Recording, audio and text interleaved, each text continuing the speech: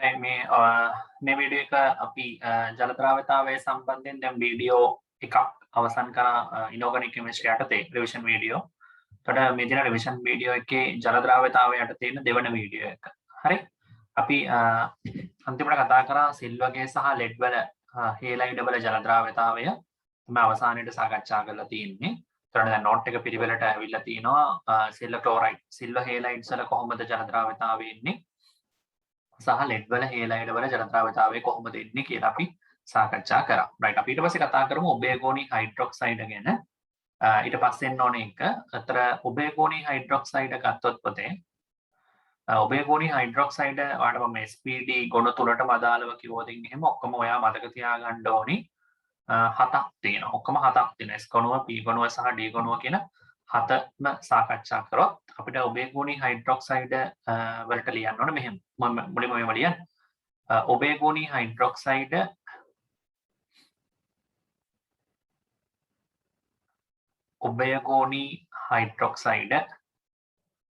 ප්‍රබල අම්ලවල මෙන්ම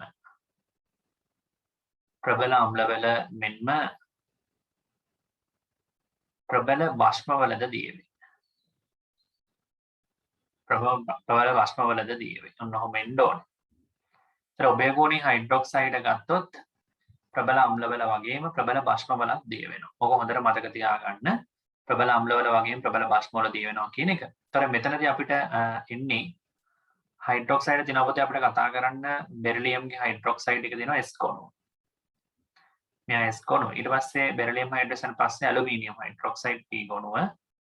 ඊට පස්සේ ටින් හයිඩ්‍රොක්සයිඩ් තියෙනවා. ටින්ගේ අතරම හයිඩ්‍රොක්සයිඩ් දෙකක් තියෙනවා. Sn ධන 2 සහ Sn ධන 4. මේ හයිඩ්‍රොක්සයිඩ් දෙකම කතා කරන්න ඕනේ. මේ තුන් දෙනාම වැටෙන්නේ P ගොනුවට. ඊට පස්සේ ලෙඩ් හයිඩ්‍රොක්සයිඩ්. ලෙඩ් එනවා අපිට. ඊට පස්සේ අපිට කතා කරන්න තියෙන්නේ හරි ලෙඩ් හරිනේ. ඊට පස්සේ ක්‍රෝමියම්. ක්‍රෝමියම්ගේ හයිඩ්‍රොක්සයිඩ් එකත් ඔබේගෝනි මේක අපිට D ගොනුවේ හම්බ වෙනවා. හරි නේද? 3 6 තියෙන මොකක් කර එකක් තව දෙනවා සිංක් D ගොනුවේ සිංක් අමතක වුණානේ. සිංක්ගේ හයිඩ්‍රොක්සයිඩ් එක තියෙනවා. හරි ඔන්න ඔය ටික තමයි තියෙන්නේ. ඒතර මෙන්න මේ හයිඩ්‍රොක්සයිඩ් වලට ජලය දැම්මට පස්සේ මොකද වෙන්නේ? නැත්නම් අම්ල දැම්මහම සහ බෂ්ප දැම්මහම මොකද වෙන්නේ? කොහොමද මේ ඔබේගෝනි වෙන්නේ? අපි දන්නවා ඔබේගෝනි මූලද්‍රව්‍යයක් නම් උභයගුණී සංයෝගයක් නම් අම්ලත් සමග ප්‍රතික්‍රියා කරන්න ඕනේ බෂ්පත් සමග ප්‍රතික්‍රියා කරන්න ඕනේ. එතකොට බෙරිලියම්ගේ හයිඩ්‍රොක්සයිඩ් එක ගත්තොත් මම ඊට කලිනුත් කිව්වා බෙරිලියම් කියන එක්කෙනාගේ ඔක්සයිඩ් එකත් බෙරිලියම් කියන මූලද්‍රව්‍යයත් උභයගුණී ඔක්සයිඩයත් උභයගුණී හයිඩ්‍රොක්සයිඩයත් උභයගුණී. හරි? එතකොට බෙරිලියම් ඊට පස්සේ ඇලුමිනියම් ගත්තත් එහෙමයි. මූලද්‍රව්‍යයත් උභයගුණී හයිඩ්‍රොක්සයිඩයත් උභයගුණී ඔක්සයිඩයත් උභයගුණී. අපි මෙතන සාකච්ඡා කරන්නේ හයිඩ්‍රොක්සයිඩ් පිළිබඳව. හරි රයිට්. මුලින්ම ගමු සිංක්ගේ හයිඩ්‍රොක්සයිඩ් එක. දැන් සිංක්ගේ හයිඩ්‍රොක්සයිඩ් එක ගත්තොත් සෝරි මෙහෙම ඉන්නේ සුදු පාට අවක්ෂේපයක්. මේකට අම්ලයක් දැම්මොත් එහෙම 2HCl වෙන්නේ. ඒතර වෙන්නේ සිංක්ගේ ක්ලෝරයිඩ් එක හැදෙන්නේ. සිංක්ගේ ක්ලෝරයිඩ් එක හම්බ වෙනවා. එතකොට ඊට අමතරව ජලය දෙන්න එපේ. ජලය ලික්විඩ් දෙන්න ඕනේ. හරි. එතකොට එතන 2 2 4ක් තියෙනවා. දෙකක් දාමු. ක්ලෝරින් දෙකට දෙකක් හරි රයිට්. මේක සුදු පාට අවක්ෂේපයක්. ඊළඟට අපි ගමු පොතේ සිංක් හයිඩ්‍රොක්සයිඩ් හරි. සිංක් හයිඩ්‍රොක්සයිඩ් ඔන්න දිය වෙන විදිය කිව්වා. ඊළඟට බෙරිලියම්ගේ හයිඩ්‍රොක්සයිඩ් එක ගත්තොත් බෙරිලියම් හයිඩ්‍රොක්සයිඩ් සුදු පාට අවක්ෂේපයක්. ඒතර 2HCl එක්වස් දැම්මොත් එහෙම එන්නේ පොතේ බෙරිලියම්ගේ ක්ලෝරයිඩ් එක එක්වස් ධන 2H2O ලික්විඩ් විදියට තමයි. මේකත් එතකොට සුදු පාට අවක්ෂේපයක්. ඊට අමතරව ලෙඩ්ගේ හයිඩ්‍රොක්සයිඩ් එක ගත්තොත් ලෙඩ්ගේ හයිඩ්‍රොක්සයිඩ් එක සොලිඩ් 2HCl එක්වස් දැම්මම අපිට එනවා PbCl2aq ධන 2H2O ලික්විඩ්. නොමෙන් ඊට අමතරව තියෙනවා පුතේ තව එක්කෙනෙක් ක්‍රෝමියම්ගේ හයිඩ්‍රොක්සයිඩ් එක CrOH3 මේක අපි D ගොනුව එක්කෙනෙක් මේක කොළ පාටයි. මේක මීට කලින් මම කියලා නැහැ. ඒකයි මම මේක ලිව්වේ. ඒතර මේක සුදු පාට අවක්ෂේපයක්. මේක කොළ පාට අවක්ෂේපයක්. ක්‍රෝමියම්ගේ හයිඩ්‍රොක්සයිඩ් එකත් උභයගෝණී කොළ පාට අවක්ෂේපයක්. ඒතර ඒකට දැම්මොත් එහෙනම් පොතේ 3HCl HCl 3ක් අපි දාන්න ඕනේ මෙතනදී. CrCl3 aqueous එක හම්බ වෙනවා. ඒතර ජල අණු 3ක් හම්බ වෙනවා. ඔන්න ඔය තමයි හයිඩ්‍රොක්සයිඩ් වල ඔබේ ගුණීයතාවය. හරි වීඩියෝ එක පොස් කරලා ලියා ගන්න. මෙන්න මෙහෙම ලියන්න. මේක ලියා ගන්න මේ ටික. ඔබේ ගුණී හයිඩ්‍රොක්සයිඩ් ප්‍රබල අම්ල වෙන්න ප්‍රබල වාෂ්ම වල දිය වේ කියලා ඔය ටික ලියන්න. වීඩියෝ එක පොස් කරලා. ඊට පස්සේ යටින් ලියන්න මෙහෙම. මෙම ඔබේ ගුණී හයිඩ්‍රොක්සයිඩ් එකට ප්‍රබල වාෂ්මයක් යෙදෝ විට දිය වේ. ප්‍රබල වාෂ්මයක් යෙදෝ විටද දිය වේ. එලෙස වැඩිපුර වාෂ්මය හමුවේ දිය වී ඇති ජලීය ද්‍රාවණයකට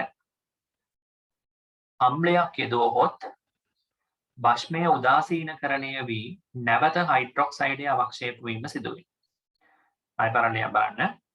මෙම ඔබේ ගුණී හයිඩ්‍රොක්සයිඩයට ප්‍රබල වාෂ්මයක් යෙදුව විට එය දිය වේ. දැන් ඒක හරියනේ ඒක අපි බැලුවා. නේ ප්‍රබල අම්ලයක් දැන් මම තමයි බැලුවේ. වාෂ්මයක් දාති අපි බලමු.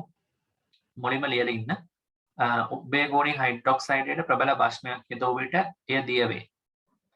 එලෙස වැඩිපුර වාෂ්මය හමුවේ දිය වී ඇති ජලීය ද්‍රාවණයට නැවත අම්ලයක් යෙදුවොත් වාෂ්මය උදාසීනකරණය වී නැවත හයිඩ්‍රොක්සයිඩය අවක්ෂේප වීම සිදු වේ.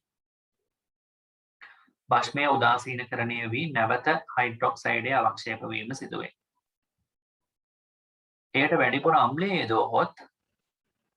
එයට වැඩිපුර අම්ලය යෙදුවහොත් අවක්ෂේපයේ යලි දිය වේ. එයට වැඩිපුර අම්ලය යෙදුවහොත් අවක්ෂේපයේ යලි දිය වේ. වැඩිපුර අම්ලය යෙදුවහොත් අවක්ෂේපයේ යලි දිය වේ. හරි. මේ නෝට් එක ලියලා ඉවරනට පස්සේ අපි බලමු. දැන් පොතේ සිංක් හයිඩ්‍රොක්සයිඩ් කියන එක නේද අම්ල සමග ප්‍රතික්‍රියාව දැන් කියවන්නේ.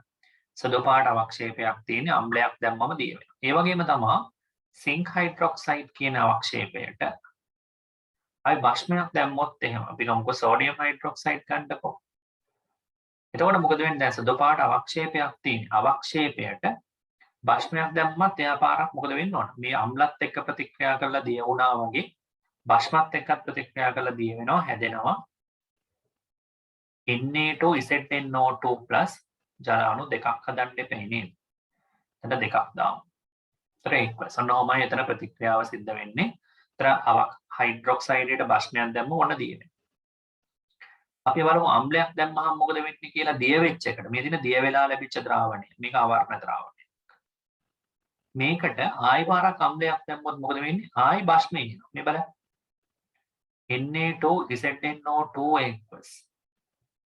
වලට අපි HCl aqueous දැම්මොත් ආයි මේක දිය වෙන්න එපේ. සිංගේ ක්ලෝරයිඩ් එක හැදෙනවා. ක්ලෝරයිඩ් එක නෙමෙයි හයිඩ්‍රොක්සයිඩ් නැවත අවක්ෂේපයෙන් ඉන්න ඕනේ. ඒතර සිංගේ හයිඩ්‍රොක්සයිඩ් එක හැදෙනවා සොලිඩ් සුදු පාට අවක්ෂේපයක් ධන 2යි NaCl. ඔන්න ඔහම වෙන්නේ. සෝඩියම් දෙකට සෝඩියම් දෙක හරිනේ. හයිඩ්‍රජන් මෙතන දෙකක් තියෙනවානේ. ක්ලෝරින් දෙකක් තියෙන නිසා දෙකක් දාමු බැලන්ස් නේද? හරිනේ. රයිට්.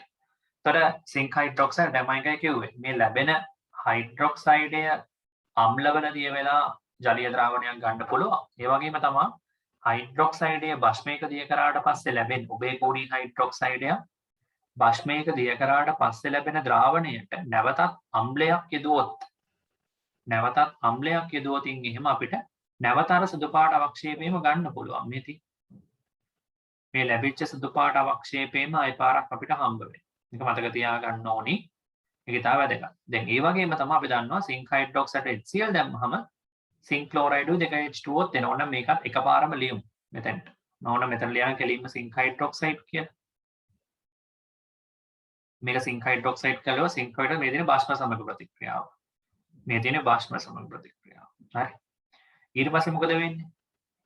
මේ දිය වෙච්ච ද්‍රාවණය අම්ල සමග ප්‍රතික්‍රියා කරන විදිහ මේක රිවර්ස් ප්‍රොසෙස් එක මේ තියෙන. මේ තියෙන අනිත් පැත්තට ප්‍රතික්‍රියාව සිදු කරන විදිහ.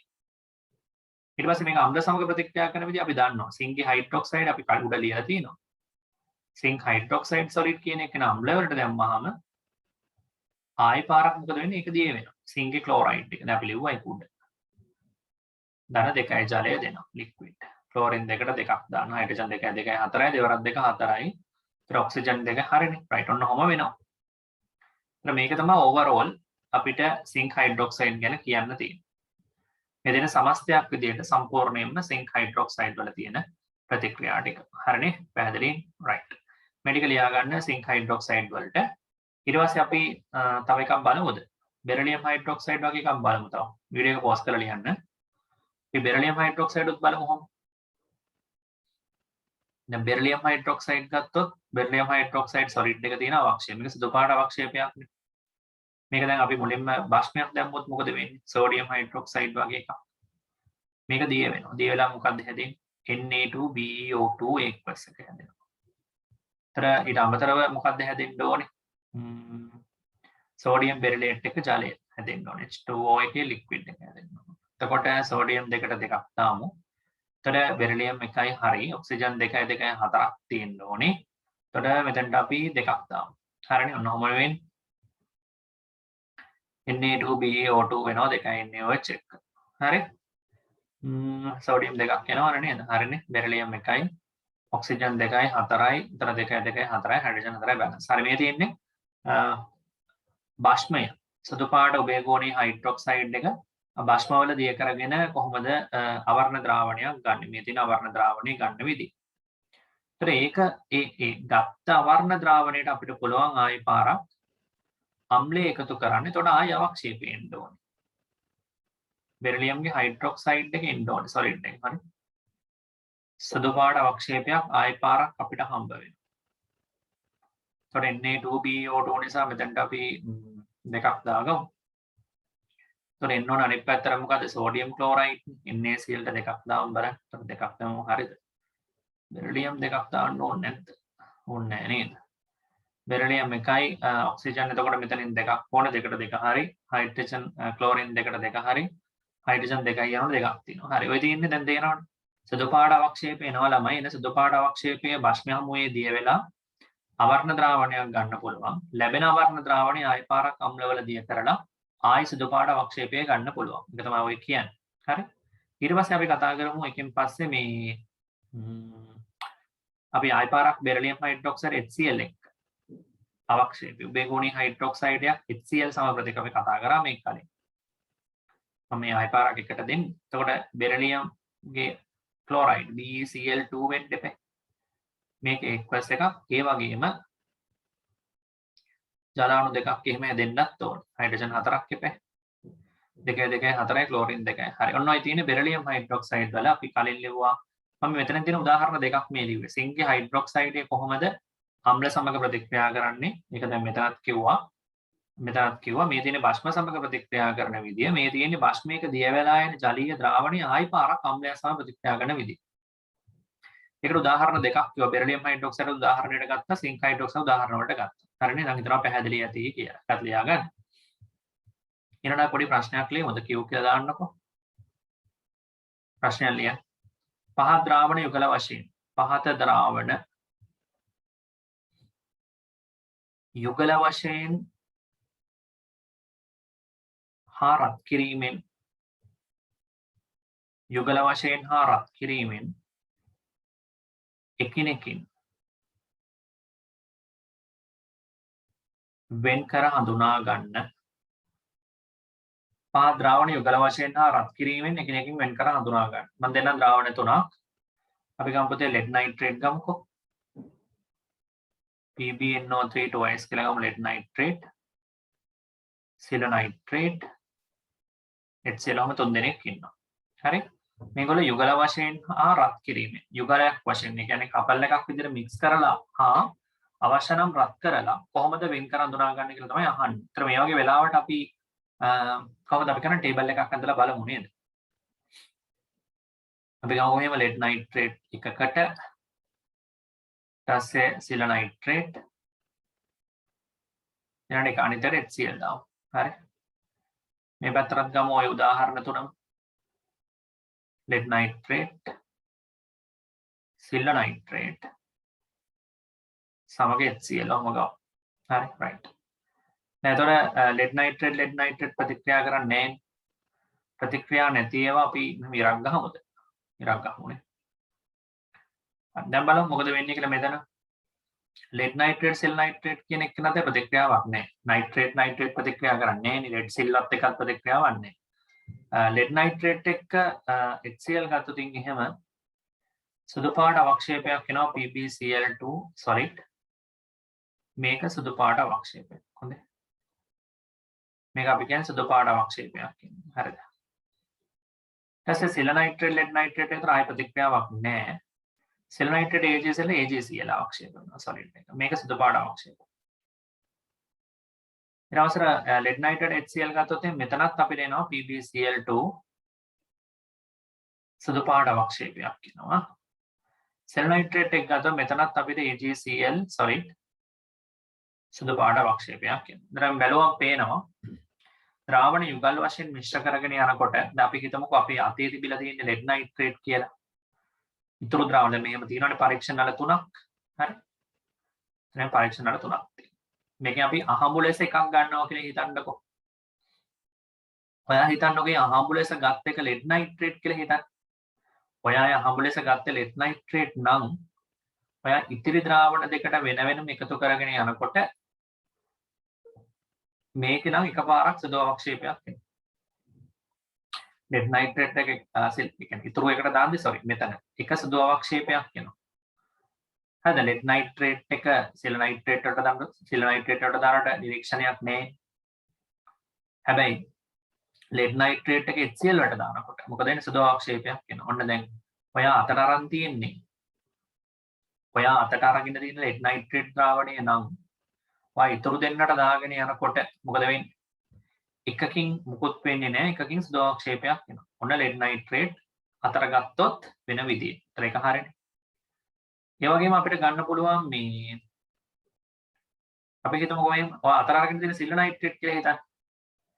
selenite අතර අරගත්තොත් එහෙම එතකොටත් ඔයාට එකකින් මුකුත් වෙන්නේ නැහැ එකකින් සුදු අවක්ෂේපයක් දෙනවා.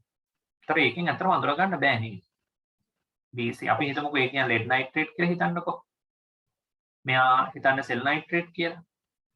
මෙයා HCl කියන lead nitrate වා අතර අරගත්තොත් එහෙම lead nitrate දාන් ගියාම selenite අපිට නිරීක්ෂණයක් නැහැනේ. හැබැයි HCl වලට දාම lead chloride සුදු පාට අවක්ෂේපයක් වෙනවනේ. ඒ වගේම selenite අතර අරගත්තොත් එතකොටත් නිරීක්ෂණයක් නැහැ සුදු පාට අවක්ෂේපයක් වෙනවා. හැබැයි C ගත්තොත් HCl අතර ගත්තොත් මොකද වෙන්නේ? සුදු අවක්ෂේපම දෙකක් වෙනවා. එහෙමනම් අතර අරගෙන තියෙන එක ඕන වෙන් කර අඳුර ගන්න පුළුවන් කවුද? HCl. මොකද HCl අතර ගත්තාම විතරයි සුදු පාට අවක්ෂේප දෙකක් එන්නේ. HCl අතර සුදු පාට අවක්ෂේප දෙකක් එනවා. ඉතුරු දෙන්නට. selenite අතර ගත්තාම එන්නේ එක සුදු අවක්ෂේපයෙන් අනිත් එකේ අවක්ෂේපයක් නැහැ.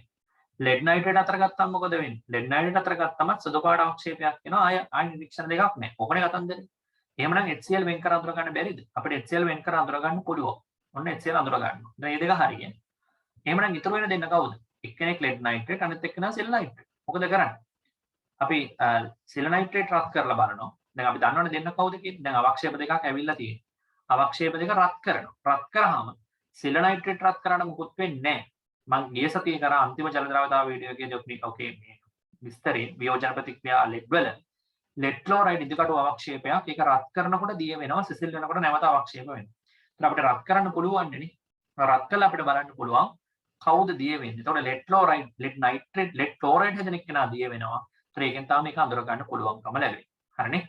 right. මේ chart එකෙන් අඳ ගන්නකො ඉක්මනට. chart එක අඳ ගන්න. හරි ඊට පස්සේ මෙන්න මෙහෙම ලියන්න. හරි? point වලින් ලියන්න. ද්‍රාවණ යුගල වශයෙන් මිශ්‍ර කළ විට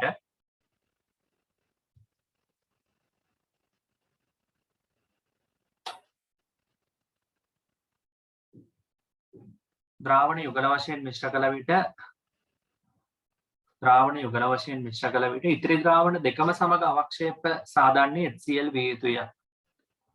පළවෙනි කරුණ ද්‍රාවණ යුගල වශයෙන් මිශ්‍ර කළ විට ඉතිරි ද්‍රාවණ දෙකම සමග අවක්ෂේප සාධන්නේ HCl විය යුතුය.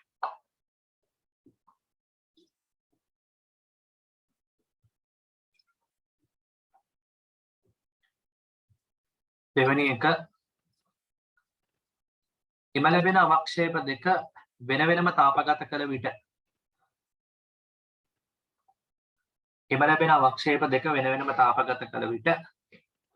එක් අවක්ෂේපයක් දිය වේ.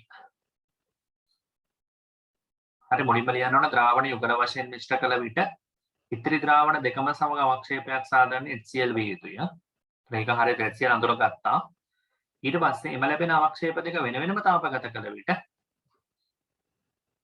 එම අවක්ෂේප දෙක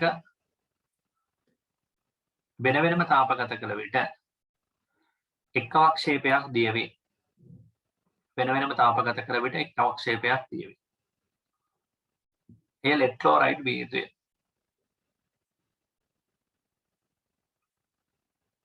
හරිනේ. හරිනේ. ඒතර එහෙනම් අනිත් එක නා සෙල් නයිට්‍රේට් එන්න ඕනේ. يعني එම අවක්ෂේපයේ සාදා ගැනීමට HCl සමග මිශ්‍ර කළ අනෙක් ද්‍රාවණය ලෙඩ් නයිට්‍රේට් විය යුතුය. එම අවක්ෂේපයේ සාදා ගැනීමට HCl සමග මිශ්‍ර කළ අනෙක් ද්‍රාවණය ලෙඩ් නයිට්‍රේට් විය යුතුය.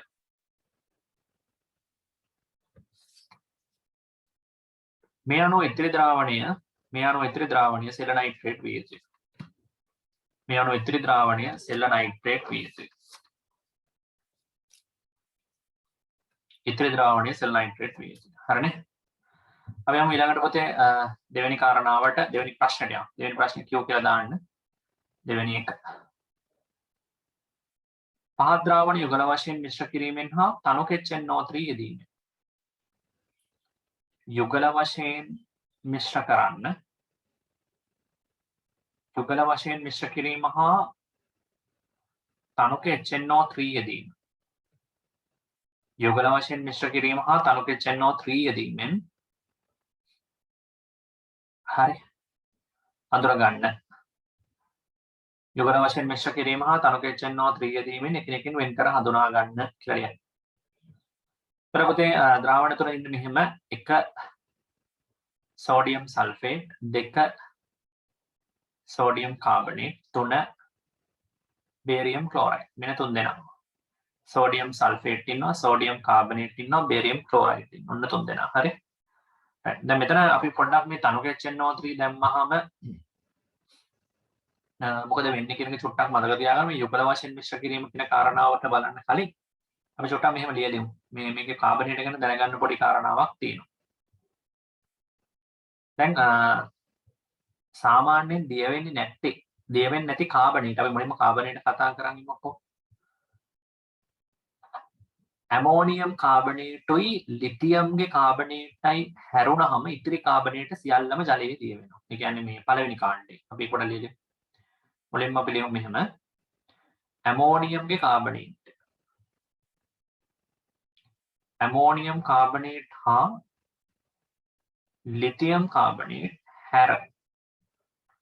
ඇමෝනියම් කාබනේට් හා ලිතියම් කාබනේට් හැර ඉතිරි පළවන කාණ්ඩයේ කාබනේට. ඉතිරි පළවන කාණ්ඩයේ කාබනේට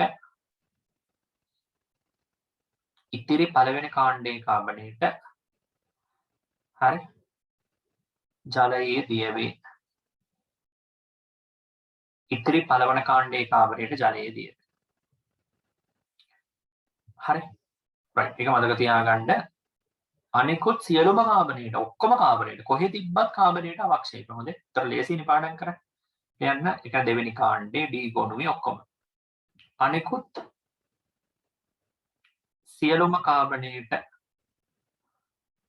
සියලුම කාබනේට අවක්ෂේප වේ.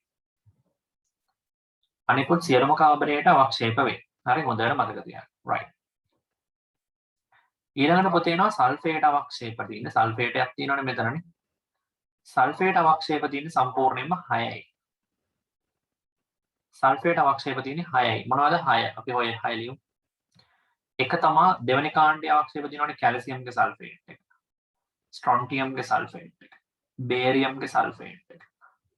ඊළඟට සිල්වර් වල සල්ෆේට් එක. Ag2SO. ඊළඟට ලෙඩ් වල සල්ෆේට් එක. ඊළඟට මර්කරි සල්ෆේට් HgSO. ඔන්න අවක්ෂේප 6.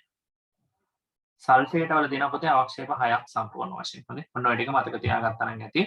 ඒ කියන්නේ දෙවන කාණ්ඩයේ කැල්සියම් ස්ට්‍රොන්ටියම් බේරියම් ඒ අරුණාම සිල්වර් ලෙඩ් සහ මර්කරි සල්ෆේට් තමයි අවක්ෂේප. ඔච්චරයි පාඩම් කරගන්න තියෙන්නේ. කාබනේට වල අවක්ෂේප සහ සල්ෆේට් වල අවක්ෂේප. හරි ඒක හොඳට මතක තියාගන්න. ඊළඟට තනුකාම්ල වල දියවීම ගැන පොඩ්ඩක් අපි ඉස්සරහට කතා කරමු. තනුකාම්ල වල දිය වෙන විදිය. මුලින්ම දැන් යුගල වශයෙන් මිශ්‍ර කිරීම පටන් ගමු. මෙන්න ඉන්නවා සෝඩියම්ගේ සල්ෆේට් එක. හරි සෝඩියම්ගේ සල්ෆේට් එක ඉන්නවා. තව කවුද? සෝඩියම්ගේ කාබනේට් Na2CO3. ඊට පස්සේ තියෙනවා බේරියම්ගේ ක්ලෝරයිඩ් එක. හරි. නොහොම වෙන්න. right. ඒතර මෙතන අපි ගත්තොත් එහෙම මෙතන ඉන්නවා සෝඩියම්ගේ සල්ෆේට් එක Na2SO4 Na2CO3 ඉන්නවා. ඊට පස්සේ ඉන්නවා පොතේ බේරියම්ගේ ක්ලෝරයිඩ් BaCl2 කියන එක නයි. හරි. right. අපි ගත්තොත් එහෙනම් මෙතන මෙයා ඉන්නේ නැහැ, මෙයා ඉන්නෙත් නැහැ, මෙයා ඉන්නෙත් නැහැ, ප්‍රතික්‍රියා ඉන්නේ නැහැ. ඔන්න මයිටි තුනක් ගහන්නම්කෝ. අන්න දැන් කතරෙම ගහමුනේ. කතරෙන් කියන්නේ ප්‍රතික්‍රියා කරවන්නෙත් නෑ වැඩක්. එකම ද්‍රාවණේ. හරි? right. Sodium sulphate sodium carbonate දැම්මයි කියලා ප්‍රශ්නේ මොකද? සෝඩියම්ගේ සල්ෆේටේ කාබනේටේ කියන එක දිය වෙනවනේ. දැන් මෙතන ප්‍රතික්‍රියාවක් නෑ. මෙතන නම් ඔන්න බේරියම් සල්ෆේට් හැදෙනවා. බේරියම් සල්ෆේට් කියන එක නා සල්ෆේට් අවක්ෂේපයක්. ඒතර මෙතන සුදු පාට අපිට නිරීක්ෂණයක් එහෙමත් බලන්න පුළුවන්. සෝඩියම් කාබනේට් සෝඩියම් සල්ෆේට් ප්‍රතික්‍රියා කරන්නේ නැහැ. බේරියම් ක්ලෝරයිඩ් සෝඩියම් කාබනේට් නම් බේරියම් කාබනේට් අවක්ෂේපය සුදු පාටයි. කාබනේට් අවක්ෂේපයක් නේ.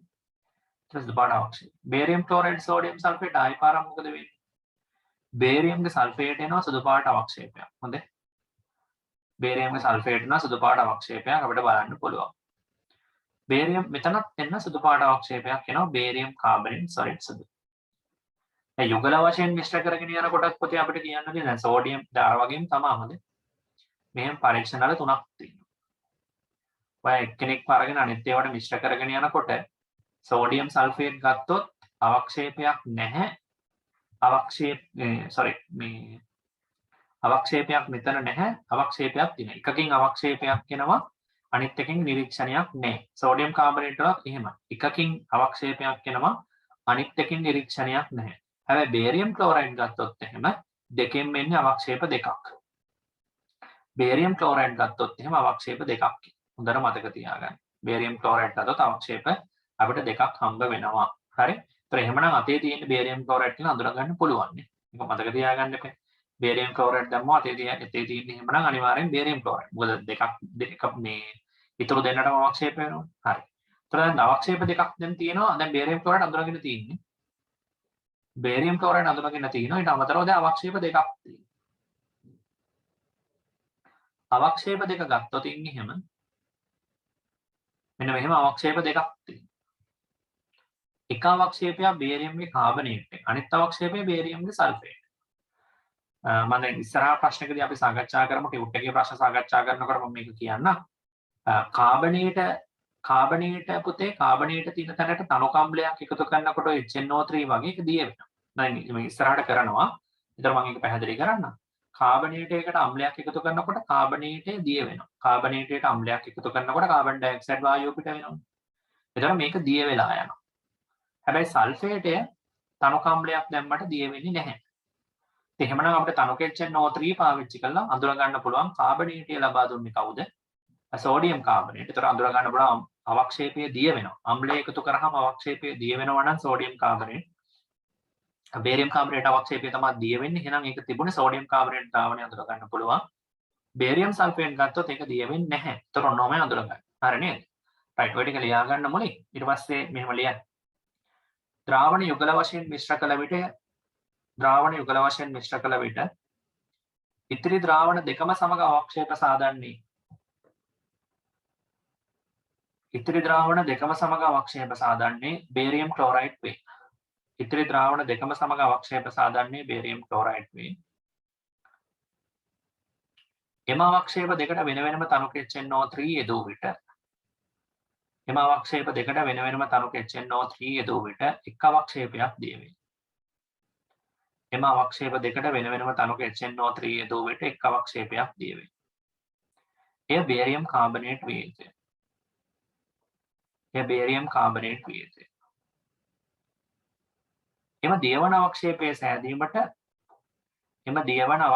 සෑදීමට බේරියම් ක්ලෝරයිඩ් සමග මිශ්‍ර කර අනෙක් ද්‍රාවණය. එම දියවන අවක්ෂේපයේ සෑදීමට බේරියම් ක්ලෝරයිඩ් සමග මිශ්‍ර කර අනෙක් ද්‍රාවණය සෝඩියම් කාබනේට් විය යුතුය. සෝඩියම් කාබනේට් විය යුතුය. එම නිසා ඉතිරි ද්‍රාවණය සෝඩියම් සල්ෆේට් වේ. එම නිසා ඉතිරි ද්‍රාවණය සෝඩියම් සල්ෆේට් වේ. එම නිසා ඉතිරි ද්‍රාවණය සෝඩියම් සල්ෆේට් වේ. හරිනේ? පැහැදිලි? ඔන්නෝමයි අඳුරගන්න. අපි යමු ඊළඟට තුන්වෙනි ප්‍රශ්නෙට. ඊළඟ ප්‍රශ්නෙට ලියන්න කිව්වා. මේව ලියන්න. පහත ද්‍රාවණ අනෙක් ද්‍රාවණ වලට බිඳු වශයෙන් යෙදීමෙන්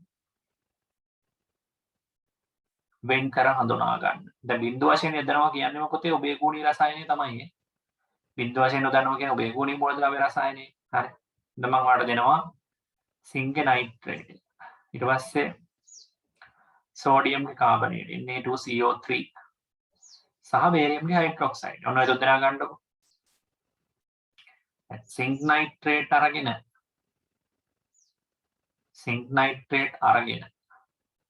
සිංක් නයිට්‍රේටයට බේරියම් හයිඩ්‍රොක්සයිඩ් එකතු කරොත් එහෙම උඩ ඉඳලා බිඳුව වශයෙන් මොකද වෙන්නේ? බස්මයක් බිඳුව වශයෙන් එකතු කරගෙන යනකොට අපි දන්නවා මොකක් වෙන්න ඕනේද කියන්නේ.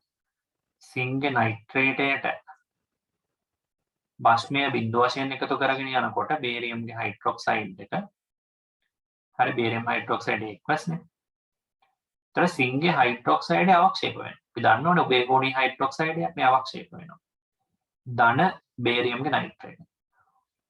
හැබැයි වැඩිපුර එකතු කරොත් දිය වෙනවා. ඒකත් මතක තියාගන්න. right? වැඩිපුර එකතු කරොත් දිය වෙනවා.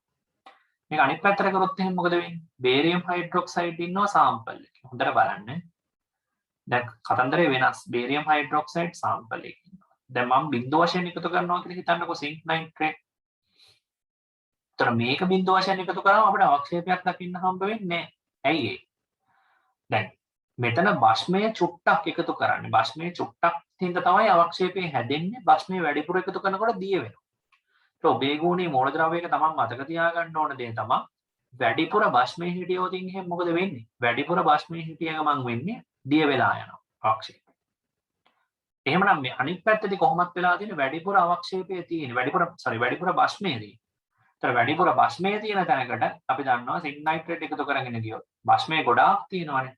බස්මය ගොඩාක් තියෙන තැනකට සිංක් නයිට්‍රේට් එකතු කරගෙන යනකොට අනිවාර්යෙන් මොනවා වෙන්න ඕනේ?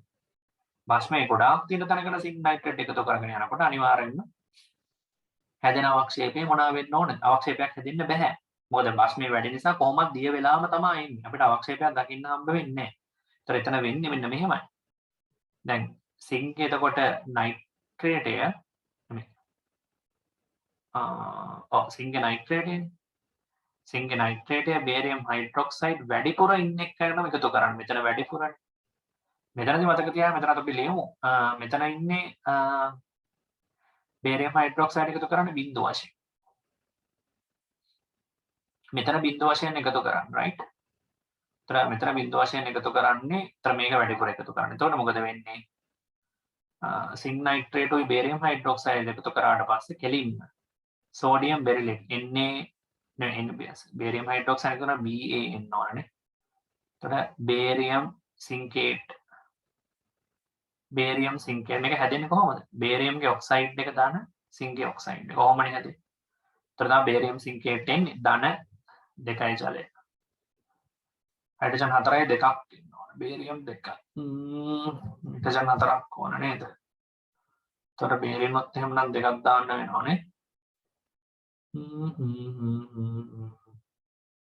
ඔක්සිජන් 3ක් තියෙන්න බෑ. 3 වරක් 2 6 2 8යි. මෙතන 2ක් දාන්න මෙතන 2ක් දාන්න. එතකොට ඔක්සිජන් මෙතන එනවා 2 වරක් 2 4ක්. 4යි 3 වරක් 2 සිංකුත් 2ක් වෙනවා. එතන 2ක් දැම්මොත් නේ.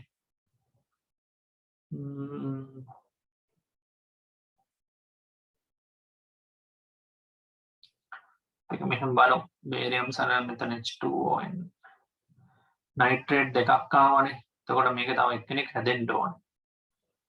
නයිට්‍රේට් ඇවිල්ලා නැහැ. බේරියම් සිංකේට් එක බේරියම්ගේ නයිට්‍රේට් එකත් හැදෙන්න ඕනේ. හොඳේ. BaNO3 twice එකක් හැදෙන්නත් ඕනේ. බේරියම්ගේ නයිට්‍රේට් එකක්. හරි බැලන්ස් කරලා ගන්න. බේරියම්ගේ නයිට්‍රේට් එක ලියලා නැහැ. දෙන්නෙක් එනවා. right. okay. එතකොට ඒක හරි. හරි. දැන් එතකොට අපි වගුව ඇඳලා බලමු. වගුව ඇඳාම කොහොමද වෙන්නේ? සිංක්ගේ හයිඩ්‍රොක්සයිඩ් එක තියෙනවා මෙතන. තව තියෙනවා සෝඩියම්ගේ කාබනේට් Na2CO3 ඒ වගේම තියෙනවා මෙතන බේරියම්ගේ හයිඩ්‍රොක්සයිඩ් එක. ඔන්නෝම තුන් දෙනෙක් ඉන්නේ. හරි. එතකොට මේ පැත්තෙන් තව එනවා සිංක්ගේ නයිට්‍රේට් එක. තව තියෙනවා සෝඩියම්ගේ කාබනේට් එක. ඊට අමතරව මෙතන තියෙනවා බේරියම්ගේ හයිඩ්‍රොක්සයිඩ් එක. ඔන්නෝම. right? එතන මෙයාව තමයි බිඳුව වශයෙන් එකතු කරන්නේ. මේක බිඳුව වශයෙන්. මේක බිඳුව වශයෙන් එකතු කරනවා. හරි? පැහැදිලියෙන් බිඳුව වශයෙන් එකතු කරගෙන යනවා. බිඳුව වශයෙන් එකතු කරගෙන යන්න ඕනේ. right මෙතනත් මෙතන මෙහෙමම ලියමු නේද? මේක නැත්තම් කපාර මෙහෙම මේ රියැක්ෂන් එක සාමාන්‍ය ඩබල් ඩිස්ප්ලේස්මන්ට් එකක් විදිහට ලියලා ලිව්වනම් හරි බේරියම් මෙතන දැන් බේරියම් ගෙනයි. අතරම සිංගේ හයිඩ්‍රොක්සයිඩ් එක හැදෙනවා කියලා හිතුවට හැදෙන්නේ නැහැ. ඒනකොට අපි ඒක ලියලා ඒක කඩමු. මෙහෙම කඩමු. මෙයා සිංක් හයිඩ්‍රොක්සයිඩ් එන්නේ. එක බේරියම් නයිට්‍රේට් නෙන්න ඕනේ හරිනම්. හැබැයි සිංක් හයිඩ්‍රොක්සයිඩ් තමයි දැන් කැඩෙන්නේ. අපි එහෙම ලියාගමු ඒක ලේසි. OH- වැඩිපුර දැම්මාම BaZNO2aq+ වෝටර් වලට කැඩෙනවා. මේ තියෙන OH- වැඩිපුර. ඒ නිසා සුදු පාට අවක්ෂේපයක් අපිට දකින්න හම්බ වෙන්නේ නැහැ. අපිට හම්බ වෙන්නේ ද්‍රාවණයක්. ද්‍රාවණ අවස්ථාව. ඒක තමයි මෙතනදී කියන්න තියෙන්නේ. හරි right. අපි මේ විදිහට ලියාගමු. අර කලින් විදිහට ලියුව එක නම් කපලා ওই විදිහට ලියා ගන්න. හරි. දැන් අතර බිඳු වශයෙන් එකතු කරනකොට සිංක් හයිඩ්‍රොක්සයිඩ් සිංක් නයිට්‍රේට් එකතු කරාගෙන මුකුත් වෙන්නේ නැහැ. සෝඩියම් කාබනේට් බේරියම් හයිඩ්‍රොක්සයිඩ් එකතු කරාගෙන මුකුත් වෙන්නේ නැහැ. සිංක් නයිට්‍රේට් සෝඩියම් කාබනේට් එක උඩ සුදු පාට අවක්ෂේපයක් එනවා සිංක් කාබනේට්. හරි මේක සුදු පාටයි. සිංගේ හයිඩ්‍රොක්සයිඩ් එකක් මෙතන හැදෙනවනේ බිඳු වශයෙන් එකතු කරන්නේ බේරියම් හයිඩ්‍රොක්සයිඩ් නිසා බිඳු වශයෙන් එකතු කරලා තියෙන නිසා අපිට අවක්ෂේපයක් පේනවා සුදු පාටට. හරි දැන් වැඩිපුර එකතු කරොත් මේ ගැලවෙලා මේ සෝඩියම් සිංකේට් බවට පත් වෙයි. හරි right. සෝඩියම් කාබනේට් සිංක් ගත්තොත් එතනත් ඉතින් සිංකේ කාබනේට් එක හැදෙන්න එපා. ඊට සිංකේ කාබනේට් එක සොලිඩ් හම්බ වෙනවා සුදු පාට අවක්ෂේපය. ඊට පස්සේ මෙතනත් ඒතර බේරියම් කාබනේට් එනවා BaCO3 සොලිඩ් එක සුදු පාට. හරි. බේරියම් හයිඩ්‍රොක්සයිඩ් සිංක් හයිඩ්‍රොක්සයිඩ් මෙයා බිඳු වශයෙන් එකතු කරොත් එහෙනම් බේරියම් හයිඩ්‍රොක්සයිඩ් මෙතනදී අපිට නිරීක්ෂණයක් නැහැ දිය වෙනවා කෙලින්ම. දිය වෙලා නෑ. ඒක තමයි දැන් අපි කිව්වේ. බිඳු වශයෙන් එකතු කරන්නේ සිංක් හයිඩ්‍රොක්සයිඩ් නම් මහ විශාල ප්‍රමාණයක් බේරියම් හයිඩ්‍රොක්සයිඩ් තියෙනවා නම් සුදු අවක්ෂේපයක් හැදෙනවා අපිට පේන්නේ නැහැ. කෙලින්ම දිය වෙලාම තමයි පේන්නේ right. ඒතර බේරියම් හයිඩ්‍රොක්සයිඩ් මෙතනදී ඔන්න බේරියම් කාබනේට් සුදු පාට අවක්ෂේපයක්. දැන් හරියට දැන් අඳුන ගන්න පුළුවන්. ඇයි? ඔයා දැන් ওই පරීක්ෂණ වල තුනෙන් මේ පරීක්ෂණ වල තුනෙන් එක්කෙනෙක්ව හම්බුලෙස අරගෙන අනිත් දෙකට එකතු කරනකොට දැන් සිංක් නයිට්‍රේට් නම් ගත්තේ අවක්ෂේප දෙකක්ම එනවා. ඔයා ගත්තේ සෝඩියම් කාබනේට් නම් ඒත් අවක්ෂේප දෙකක් එනවනේ. ඔයා අරන් තියෙන බේරියම් හයිඩ්‍රොක්සයිඩ් නම් ඔන්න එක අවක්ෂේපයක් විතරයි එන්නේ. එක අවක්ෂේපයක් විතරයි එන්නේ ඔයා අරගත්තේ බේරියම් හයිඩ්‍රොක්සයිඩ්. ඒතර අරගත්තේ එක අවක්ෂේපයක් නම් ඒ කියන්නේ අරගත්තේ බේරියම් හයිඩ්‍රොක්සයිඩ් නම් අපිට එක අවක්ෂේපයක් විතරයි දකින්න හම්බ වෙන්නේ. එහෙමනම් අතේ තිබිලා තියෙන බේරියම් හයිඩ්‍රොක්සයිඩ්. එක අවක්ෂේපයක් විතර නම් දකින්න තියෙන ඔයාගේ අතේ තියෙන බේරියම් හයිඩ්‍රොක්සයිඩ්. ඊටු දෙන්නම අවක්ෂේප ලැබෙන්නේ නැහැ. ඔන්න ඕක මතක තියාගන්න. right? මෙන්න මෙහෙම ලියන්න. සිංක් නයිට්‍රේට් බේරියම් හයිඩ්‍රොක්සයිඩ් මිශ්‍ර වෙමින් සිංක් නයිට්‍රේට් හා බේරියම් හයිඩ්‍රොක්සයිඩ් මිශ්‍ර වෙමින් සෑදෙන සිංක් හයිඩ්‍රොක්සයිඩ් අවක්ෂේපය උභයගෝණී හයිඩ්‍රොක්සයිඩයක් බැවින් එය ප්‍රබල භස්ම හමුවේදී දිය වී යයි. එය ප්‍රබල භස්ම හමුවේදී දිය වී යයි. සිංක් නයිට්‍රේට් මාධ්‍යයට බේරියම් කාබනේට් බේරියම් හයිඩ්‍රොක්සයිඩ් යෙදීමේදී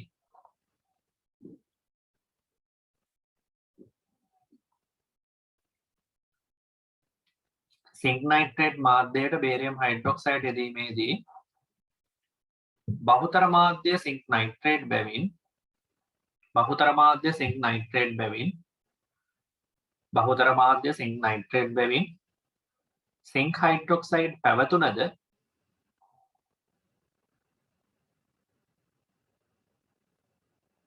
මම කියන්නම් ඒවා සිංක් නයිට්‍රේට් මාධ්‍යයට බේරියම් හයිඩ්‍රොක්සයිඩ් යෙදීමේදී හරිනේ සිංක් නයිට්‍රේට් මාධ්‍යයට බේරියම් හයිඩ්‍රොක්සයිඩ් යෙදීමේදී බහුතර මාධ්‍ය සිංක් නයිට්‍රේට් බැවින් සිංක් හයිඩ්‍රොක්සයිඩ් අවක්ෂේපයේ පැවතුනද බේරියම් හයිඩ්‍රොක්සයිඩ් ද්‍රාවණයට සිංක් නයිට්‍රේට් බිඳු වශයෙන් යෙදීමේදී බේරියම් හයිඩ්‍රොක්සයිඩ් ද්‍රාවණයට සිංක් නයිට්‍රේට් බිඳු වශයෙන් යෙදීමේදී සිංක් හයිඩ්‍රොක්සයිඩ් අවක්ෂේපය බේරියම් හයිඩ්‍රොක්සයිඩ් වල දිය වී යයි. සිංක් හයිඩ්‍රොක්සයිඩ් අවක්ෂේපය බේරියම් හයිඩ්‍රොක්සයිඩ් වල දිය වී යයි. හරි right. මේක මතක තියාගන්න. ඊළඟට වෙනම ලියන්න එක් ද්‍රාවණයේ ඉතිරි ද්‍රාවණයට බිඳු වශයෙන් යෙදීමේදී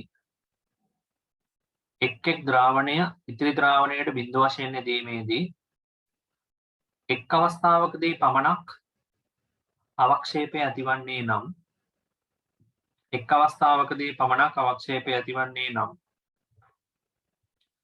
එහිදී බිඳු වශයෙන් යෙදූ ද්‍රාවණය සිංක් නයිට්‍රේට් විය යුතුය. එහිදී බිඳු වශයෙන් යෙදූ ද්‍රාවණය සිංක් නයිට්‍රේට් විය යුතුය. සිංක් නයිට්‍රේට් සමග අවක්ෂේපය සාධන අනෙක් ද්‍රාවණය සෝඩියම් කාබනේට් විය යුතුය. සිංක් නයිට්‍රේට් සමග අවක්ෂේපය සාධන අනෙක් ද්‍රාවණය සෝඩියම් කාබනේට් විය යුතුය. ඒ අනුව ඉතිරි ද්‍රාවණය බේරියම් හයිඩ්‍රොක්සයිඩ් වේ. ඒ අනුව ඉතිරි ද්‍රාවණය බේරියම් හයිඩ්‍රොක්සයිඩ් වේ. නොමයි වෙන් කර හඳුනාගන්නේ. හරි නේද? හරි ඕකේ. ඊට පස්සේ පොතේ මේ අපි යමු ටියුට් එකට යමු. මම ඔයාලට රිවිෂන් ටියුට් එකක් කියලා ඇති අලුතෙන්. අලුත් රිවිෂන් ටියුට් එකක් කියලා ඇති. අන්නේ රිවිෂන් ටියුට් එකේ ප්‍රශ්න වලින් අපි මේක ඩිස්කස් කරලා ඉවර කරගමු. රිවිෂන් ටියුට් එකට යන්න මම ඒවල ඇති. ඒකේ 13 වෙනි ගාන කරන්න. 13 වෙනි ප්‍රශ්න කරන්න ඕනේ. හරි. 13. අපිට පොඩ්ඩක් බලමු මේක. 13 එන්නේ මෙහෙම.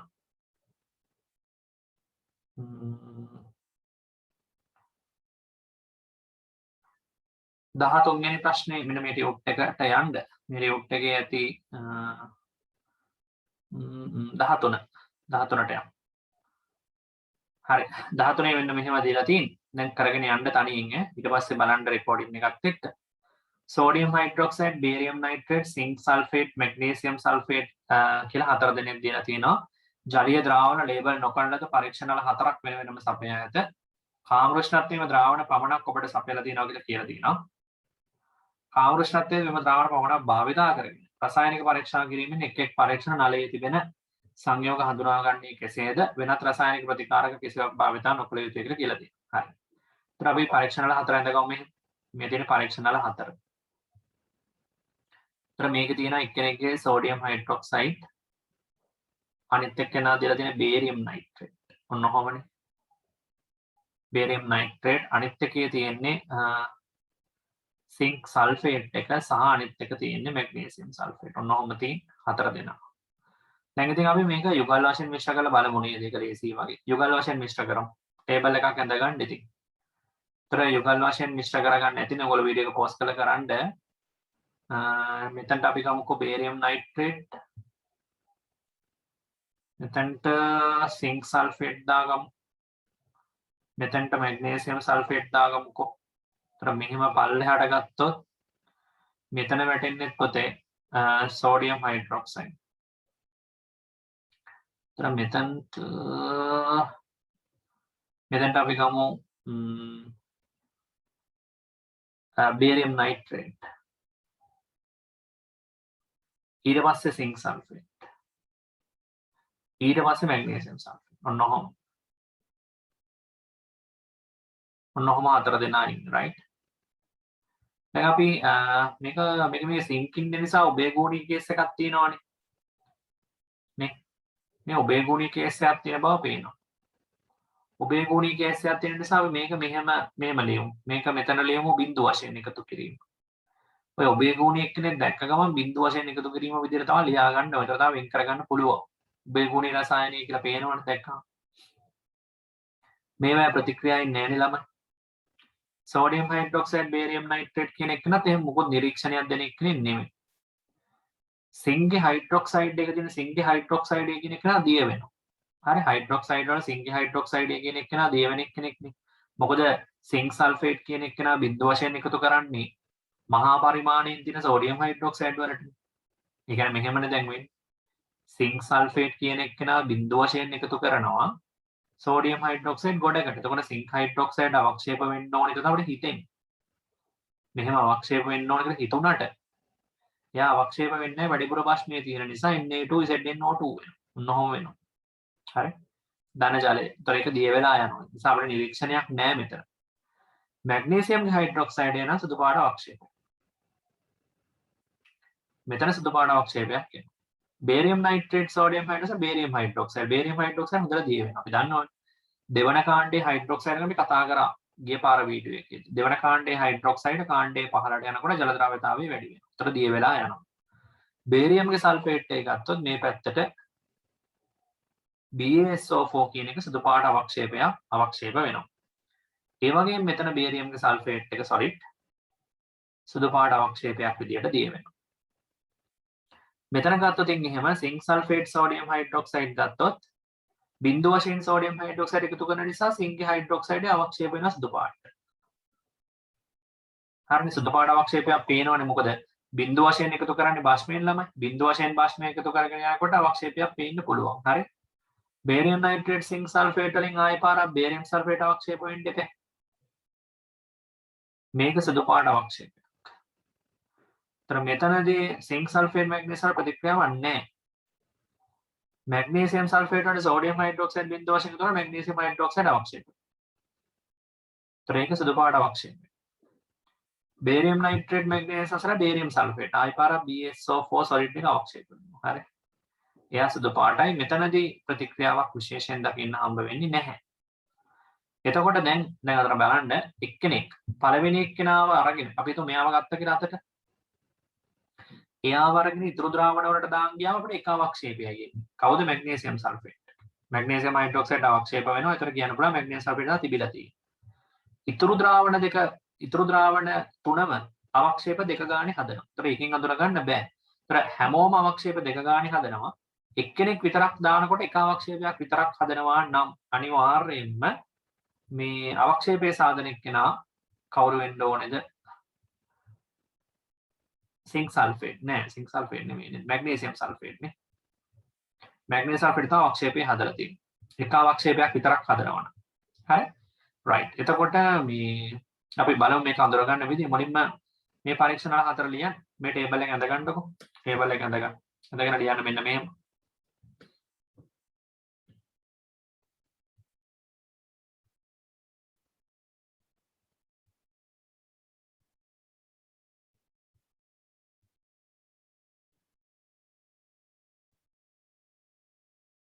හරි. ටේබල් එක ඇඳ ගන්න.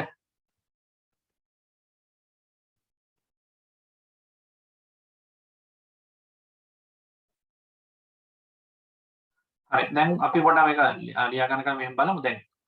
දැන් අපි හිතමුකෝ දැන් සෝඩියම් හයිඩ්‍රොක්සයිඩ් එක අතට අරගෙන ඉතුරු ටිකට දාගෙන යනවා. එතකොට විතරක්නේ දරුවෝ දැන් මෙහෙම දාගෙන යනකොට විතරක් එකපාරක් ඔන්න අවක්ෂේපයක් එනවා. දාගෙන යනකොට එකපාරක් අවක්ෂේපයක් එනවා මැග්නීසියම් හයිඩ්‍රොක්සයිඩ්. එහෙමනම් අනිවාර්යයෙන්ම දාන් ගිහලා තියෙන සෝඩියම් හයිඩ්‍රොක්සයිඩ් නේ. දැන් මොකද ඉතුරු බේරියම් නයිට්‍රේට් එහෙම දාගෙන ගියොත් අවක්ෂේප දෙකක් එනවා. සිංක් සල්ෆේට් එහෙම දාන් ගියත් අවක්ෂේප දෙකක් එනවා. මැග්නීසියම් සල්ෆේට් දාගෙන ගියත් අවක්ෂේප දෙකක් එනවා. එහෙනම් අපි මොකක් හරි එකක් අරගෙන දාගෙන යනකොට එකපාරක් විතරක් අවක්ෂේපයක් එනවා. අනිවාර්යයෙන්ම මේ දාගෙන ගිහලා තියෙන සෝඩියම් හයිඩ්‍රොක්සයිඩ්. හරිනේ. එහෙමනම් අවක්ෂේපය ආපු එක්කෙනත් හොයාගන්න පුළුවන් මැග්නීසියම් සල්ෆේට්. ඒතර මේ දෙන්න හරිය. මේ දෙන්න හරියි රයිට්.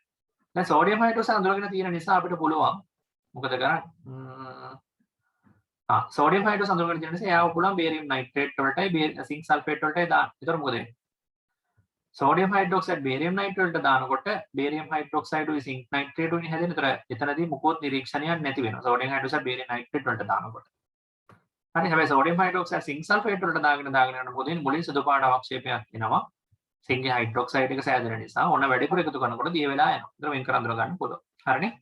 එන්න ලියන්න. එක් ද්‍රාවණ ඉතිරි ද්‍රාවණ වලට බිඳු වශයෙන් එකතු කරගෙන යාමේදී එක් ද්‍රාවණ ඉතිරි ද්‍රාවණ වලට බිඳු වශයෙන් එකතු කරගෙන යාමේදී එක් අවස්ථාවකදී පමණක් අවක්ෂේපයක් ලබා දෙන්නේ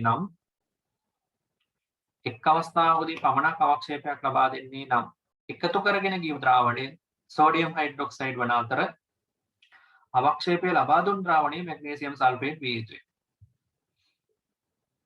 එකතු කරගෙන ගිය ද්‍රාවණයේ සෝඩියම් හයිඩ්‍රොක්සයිඩ් වන අතර අවක්ෂේපය දුන් ද්‍රාවණයේ මැග්නීසියම් සල්ෆේට් විය යුතුයි. දැන් මැග්නීසියම් සල්ෆේට් NaOH දෙන්නම අඳුරගෙන ඉවරයි. right? හරි. ඊට පස්සේ හඳුනාගත් සෝඩියම් හයිඩ්‍රොක්සයිඩ් ද්‍රාවණය ඉතිරි ද්‍රාවණ දෙකට යොදව විට කිසිදු නිරීක්ෂණයක් නැත්තේ බේරියම් නයිට්‍රේට් කින් වන අතර සුදු පාට අවක්ෂේපයක් සෑදී වැඩිපුර බෂ්මයේ දියවන්නේ නම් එය සිංක් සල්ෆේට් ද්‍රාවණය විය යුතුයි. හරිනේ. අර සෝඩියම් හයිඩ්‍රොක්සයිඩ් උත් හරි බේරියම් නයිට්‍රේට් උත් හරි සිංක් සල්ෆේට් වෙයි මැග්නීසියම් සල්ෆේට් වෙයි වෙන් කර අඳුර ගන්න පුළුවන්. ඔන්නෝමයි වෙන්නේ. හරි. ඊට පස්සේ අපි ටික හරිනේ නේ. හරි ඊළඟ ප්‍රශ්නට යන්න කලින් එන්නේ අපි ඊළඟ ප්‍රශ්නට යන්න කලින් පොඩි තව ලොජිකලි දැනගත යුතු කරුණු ටිකක් කතා කරලා එමු. හරි රයිට්. අපි යමු ඊළඟට හරි ඊළඟට අපි යමුකෝ ආයේ. දැන් ඊළඟට අපිට කතා කරන්න තියෙනවා මෙන්න මෙහෙම වැදගත් කාරණාවක් තනක අම්ල සමග වායු ලබා දෙන ප්‍රභේද මොනවද? අන්න ඒ ටික අපි කතා කරන් ඉමු. රයිට් ලියන්න මෙන්න මෙහෙම තනුක අම්ල සමග වායු ලබා දෙන ප්‍රභේද තනුක අම්ල සමග වායු ලබා දෙන ප්‍රභේද කියන එක කියන මාතෘකාව. තනුක අම්ල සමග වායු ලබා දෙන ප්‍රභේද. හරි රයිට්. අපි දන්නවා දැන් කාබනේට් එකක් තිබුණොත් කාබනේට තනුක අම්ලයක් දැම්මොත් එහෙම මොකද වෙන්නේ? කාබන් ඩයොක්සයිඩ් වායුව පිට වෙනවා. බයිකාබනේට් එකක් තිබිලා තනුක අම්ලයක් දාගෙන ගියොත් ඒත් කාබන් ඩයොක්සයිඩ් වායුව පිට වෙනවා. තර සල්ෆයිඩ් එකක් ගන්නකො SO32- වලට තනුක අම්ලයක් දාගෙන ගියොත් සල්ෆර් ඩයොක්සයිඩ් වායුව පිට වෙනවා. බයිසල්ෆයිඩ් වලට HSO3- වලට තනුක අම්ලයක් දාගෙන ගියත් සල්ෆර් ඩයොක්සයිඩ් වායුව පිට වෙනවා. සල්ෆයිඩ් එකකට තනුක අම්ලයක් දාගෙන ගියොත් මොකද වෙන්නේ? හයිඩ්‍රජන් සල්ෆයිඩ් පිට වෙනවා. මෙන්න පාඩම් කරගන්න ඕනේ. තයෝසල්ෆේට් H2O3 වලට තනුක අම්ලයක් දාගෙන ගියොත් සල්ෆර් ඩයොක්සයිඩ් පිට වෙනවා. ඊට අමතරව සල්ෆර් ඩිපොසිට් වෙනවා. තව එකක් තියෙනවා විශේෂයෙන් මේ දුඹුරු පාට වායුවක් එනවා NO2- වලට තනුක අම්ලයක් දාගෙන ගියොත් එහෙම NO2 ගෑස් එක පිට වෙනවා ඒක දුඹුරු පාට. එතකොට පොතේ මෙතන මේ වායු හඳුනා ගැනීම ටිකත් ඊට පස්සේ අපි කරගෙන යන්න ඕනේ. මෙතන මේ කාබන් ඩයොක්සයිඩ් ගෑස් මෙතනත් ගෑස් අවර්ණයි සල්ෆර් ඩයොක්සයිඩ් ඔහොම තියෙන්නේ. ඒතර ඔය ටික තමයි මෙතනදී දැනගන්න ඕනේ. හරි රයිට්. මේ ටික මුලින්ම මේ මොනවාද ලියා ගන්න ඕනේ. ඒ වගේම මෙතන තව දැනගන්න ඕන කාරණා කීපයක් තියෙනවා. හරි රයිට්. මුලින් මේ ටික ලියා ගන්නකො. මුලින් මේ ටික ලියා ගන්න වීඩියෝ එක පෝස් කරලා. හරි. ඊට පස්සේ දැන් හොඳට අහන් ඉන්න. දැන් මේක ලියා ගත්තට පස්සේ දැන් මේවෙන් පොතේ මේ අවර්ණ වායෝන් අවර්ණයි ඒ වගේම ආවේනික ගන්ධයක් සහිතයි කියලා කිව්වනම් එහෙම මේ ඒ කතාව කියන්නේ කාටද කියන එකයි අවර්ණ අගන්ධ වායුවක් කිව්වහම කියන්නේ කාටදයි කියන එකයි දැනගන්න ඕනේ. මේක තාම වැදගත්. හරි. අවර්ණ අගන්ධ වායුවක් කියන්නේ මොකටද සහ සමානලාට විභාගයට දෙනවා මේකේ අවර්ණ වායෝන් උනත් ආවේනික ගන්ධයන් තියෙනවා කියලා දුන්නොත් ඒ දෙන්නේ කාටද කියලා දැනගන්න ඕනේ. අන්න ඒ ටික තමයි අපි දැන් ඊට කතා කරන්න යන්නේ. හරි රයිට්. දැන් මෙතන කාබන් ඩයොක්සයිඩ් ගන්නකො. කාබන් ඩයොක්සයිඩ් කියන එක අවර්ණ අගන්ධ වායුවක්. කාබන් ඩයොක්සයිඩ් කියන අවර්ණ අගන්ධ වායුව. එතකොට කාබන් ඩයොක්සයිඩ් අවර්ණ අගන්ධ වායුවක් නිසා කාබන් ඩයොක්සයිඩ් හඳුනා ගන්න අපි හුණු දියර පරීක්ෂාව තමයි කරන්නේ. දැන් ඔය දන්නවා අපි දෙවන කාණ්ඩයේ ප්‍රතික්‍රියාවල කතා කරා. හුණු දියර පරීක්ෂාවේදී කරන්නේ දැන් කැල්සියම් ගන්නකො. කැල්සියම් හයිඩ්‍රොක්සයිඩ් හුණු දියර කියන්නේ. එතන හුණු දියර තුලින් අපි කාබන් ඩයොක්සයිඩ් වායුව යවනවා. හුණු දියර තුලින් කාබන් ඩයොක්සයිඩ් වායුව යවුවම මොකද වෙන්නේ? අපිට සුදු පාට අවක්ෂේපයක් එනවනේ මෙහෙම. කැල්සියම් කාබනේට් සුදු පාට අවක්ෂේපයක්. සුදු පාට අවක්ෂේපයට අමතරව ඔන්න ජලය හැදෙනවා. ඒ හම්බෙච්ච සුදු පාට අවක්ෂේපය තුලින් වැඩිපුර කාබන් ඩයොක්සයිඩ් යවනකොට මොකද වෙන්නේ? වැඩිපුර කාබන් ඩයොක්සයිඩ් යනකොට හුණු දියර අවර්ණ වෙනවා. අවර්ණ වෙලා මොකක් හැදෙනවද? කැල්සියම්ගේ බයිකාබනේටේ හැදෙනවා. මෙන්න මෙහෙම. හරි මේක එතකොට අවර්ණයි. මේක අවර්ණයි මේක සුදු පාට අවක්ෂේපය. ඔන්න ඔහොම තමයි වෙන්නේ. හරි. රයිට්. එන්න කාබන් ඩයොක්සයිඩ් හඳුනා ගැනීමට අදාළව හුණු දියර පරීක්ෂාව. හුණු දියර තුලින් යවුවට පස්සේ කාබන් ඩයොක්සයිඩ් වායුව මොකද වෙන්නේ? සුදු පාට අවක්ෂේපයක් එනවා. සුදු පාට අවක්ෂේපයක් ආවට පස්සේ අවක්ෂේපයට වැඩිපුර අදාළ වායුව යවුවාම ඒක අවර්ණ වෙනවා නම් අනිවාර්යයෙන් යවලා තියෙන කාබන් ඩයොක්සයිඩ් වායුව. හරි. ලියන්න මෙහෙම තව ලකුණක් දාලා ලියන්න. කාබන් ඩයොක්සයිඩ් යන අවර්ණ අගන්ධ වායුවකි. හයිලයිට් කරන්න අවර්ණ අගන්ධ. අවර්ණයි අගන්ධයි කියන එක හයිලයිට් කරන්න. අවර්ණ අගන්ධ වායුවකි. එයා හඳුනා ගැනීමට හුණු දියර පරීක්ෂාව සිදු කරයි. අවර්ණ හුණු දියර යනු කැල්සියම් හයිඩ්‍රොක්සයිඩ් ජලීය ද්‍රාවණයක් වේ. අවර්ණ හුණු දියර යනු කැල්සියම් හයිඩ්‍රොක්සයිඩ් ජලීය ද්‍රාවණයක් වේ. එය කාබන් ඩයොක්සයිඩ් සමග කැල්සියම් කාබනේට් සුදු පාට අවක්ෂේපය ලබා දෙමින් අවර්ණ හුණුදියර කිරිපාරට හරවන අතර අවර්ණ හුණුදියර කිරිපාරට හරවන බව නිරීක්ෂණය වේ කියලා. අවර්ණ හුණුදියර කිරිපාරට හරවන බව නිරීක්ෂණය වේ. අතු පැනෙල් යන්න. තවදුරටත් කාබන් ඩයොක්සයිඩ් වායුව යැවීමේදී තවදුරටත් කාබන් ඩයොක්සයිඩ් වායුව යැවීමේදී මෙය කැල්සියම් බයිකාබනේට් අවර්ණ ද්‍රාවණය බවට පත්වන බැවින් මෙය කැල්සියම් බයිකාබනේට් අවර්ණ ද්‍රාවණය බවට පත්වන බැවින් කිරිපැහැය නැවත අවර්ණ වේ. කිරිපැහැය නැවත අවර්ණ වේ. කිරිපැහැය නැවත අවර්ණ වේ. හරි? right. okay එතකොට මේ ප්‍රතික්‍රියා දෙක ලියා ගන්න. මෙන්න මේ ප්‍රතික්‍රියා දෙක ලියා ගන්නකො ඒකට. හුණුදියර පරීක්ෂාව කාබන් ඩයොක්සයිඩ් වායුව හඳුනා ගැනීම. හරිනේ පැහැදිලි නේද? හුණුදියර පරීක්ෂාවට අදාළ මේක ලියා ගන්න. හරි. ඊළඟට ලියන්න අපි සල්ෆර් ඩයොක්සයිඩ් H2S ගැන කතා කරමු ඊළඟට. සල්ෆර් ඩයොක්සයිඩ් H2S ගැන මොනවද කියන්න තියෙන්නේ? සල්ෆර් ඩයොක්සයිඩ් සහ හයිඩ්‍රජන් සල්ෆයිඩ් කියන වායු දෙකම පොතේ. අවර්ණ වායුන් කියන එක හරි. අවර්ණ වායුන් උනාට ඒවට ආවේනික ගන්ධයන් තියෙනවා. ආවේනික ගන්ධයන් තියෙනවා මේ සල්ෆර් ඩයොක්සයිඩ් වලටයි H2S වලටයි. අවර්ණ උනාට ආවේනික ගන්ධයන් තියෙනවා. හැබැයි පොතේ මේ සල්ෆර් ඩයොක්සයිඩ් H2S කියන දෙන්නා ප්‍රබල ඔක්සිකාරක සමග ප්‍රතික්‍රියා කරනවා. ඒවා දැනගත යුතුයි. මැංගනේට් සමග ප්‍රතික්‍රියා කරනවා, සල්ෆර් ඩයොක්සයිඩ් උත් ප්‍රතික්‍රියා කරනවා, H2S උත් ප්‍රතික්‍රියා කරනවා. ඩයික්‍රෝමේට් එක ගත්තත් ඩයික්‍රෝමේට් එක්කත් සල්ෆර් ඩයොක්සයිඩ් ප්‍රතික්‍රියා කරනවා, H2S එක ප්‍රතික්‍රියා කරනවා. ඒතර මේ දෙන්නම වර්ණ විවරණ කරනවා. මැංගනේට් වල තියෙන දම් පාට විවරණ කරනවා. H2S කියන එක නම් මැංගනේට් වල තියෙන දම් පාට විවරණ කරනවා. හැබැයි ඉතින් පොඩි වෙනස්කම් කීපයක් තියෙනවා. අපි ඒක බලමු. right? හරි ඒ ටික ලියලා ඉවරනේ. හරි. ඊට පස්සේ අපි ලියමු ලියමුනේ මේ අපි බලලෙමුකෝ මුලින්ම සල්ෆර් ඩයොක්සයිඩ් බලමුකෝ. දැන් සල්ෆර් ඩයොක්සයිඩ් වායුව කියන එකත් අවර්ණ වායුවක්, අගන්ධයි, ආවේනික ගන්ධයක් තියෙනවා. දැන් සල්ෆර් ඩයොක්සයිඩ් වායුව තියෙන තැනකට මැංගනේට් යවුවහම මොකද වෙන්නේ? රිඩොක්ස් ප්‍රතික්‍රියාව බැලන්ස් කරන්න. සල්ෆර් ඩයොක්සයිඩ් ගෑස් වලට MnO4- යවුවහම සල්ෆර් ඩයොක්සයිඩ් සල්ෆේට් බවට පත් වෙනවා. මැංගනේට් එක Mn2+1+ බවට පත් වෙනවා. දැන් මේක බැලන්ස් කරන්න ඕනේ. එතකොට මෙතන සල්ෆර් ඩයොක්සයිඩ් නේ. හරි. අපි ඔක්සිජන් අංක වෙනස බලන්න. මෙතන 7ක් තියෙනවා. මෙතන ධන 2ක් තියෙනවනේ. ඒතර වෙනස ඉලෙක්ට්‍රෝන 5යි. මෙතන ධන 4, මෙතන ධන 6 වෙනස ඉලෙක්ට්‍රෝන 2යි නේද? ඒතර 5 දාමු මෙතෙන්ට. මෙතෙන්ට 5 දාමු. ඒතර මෙතෙන්ට 2 දාන්න වෙනවනේ. හරි. දැන් බැලන්ස් කරමු.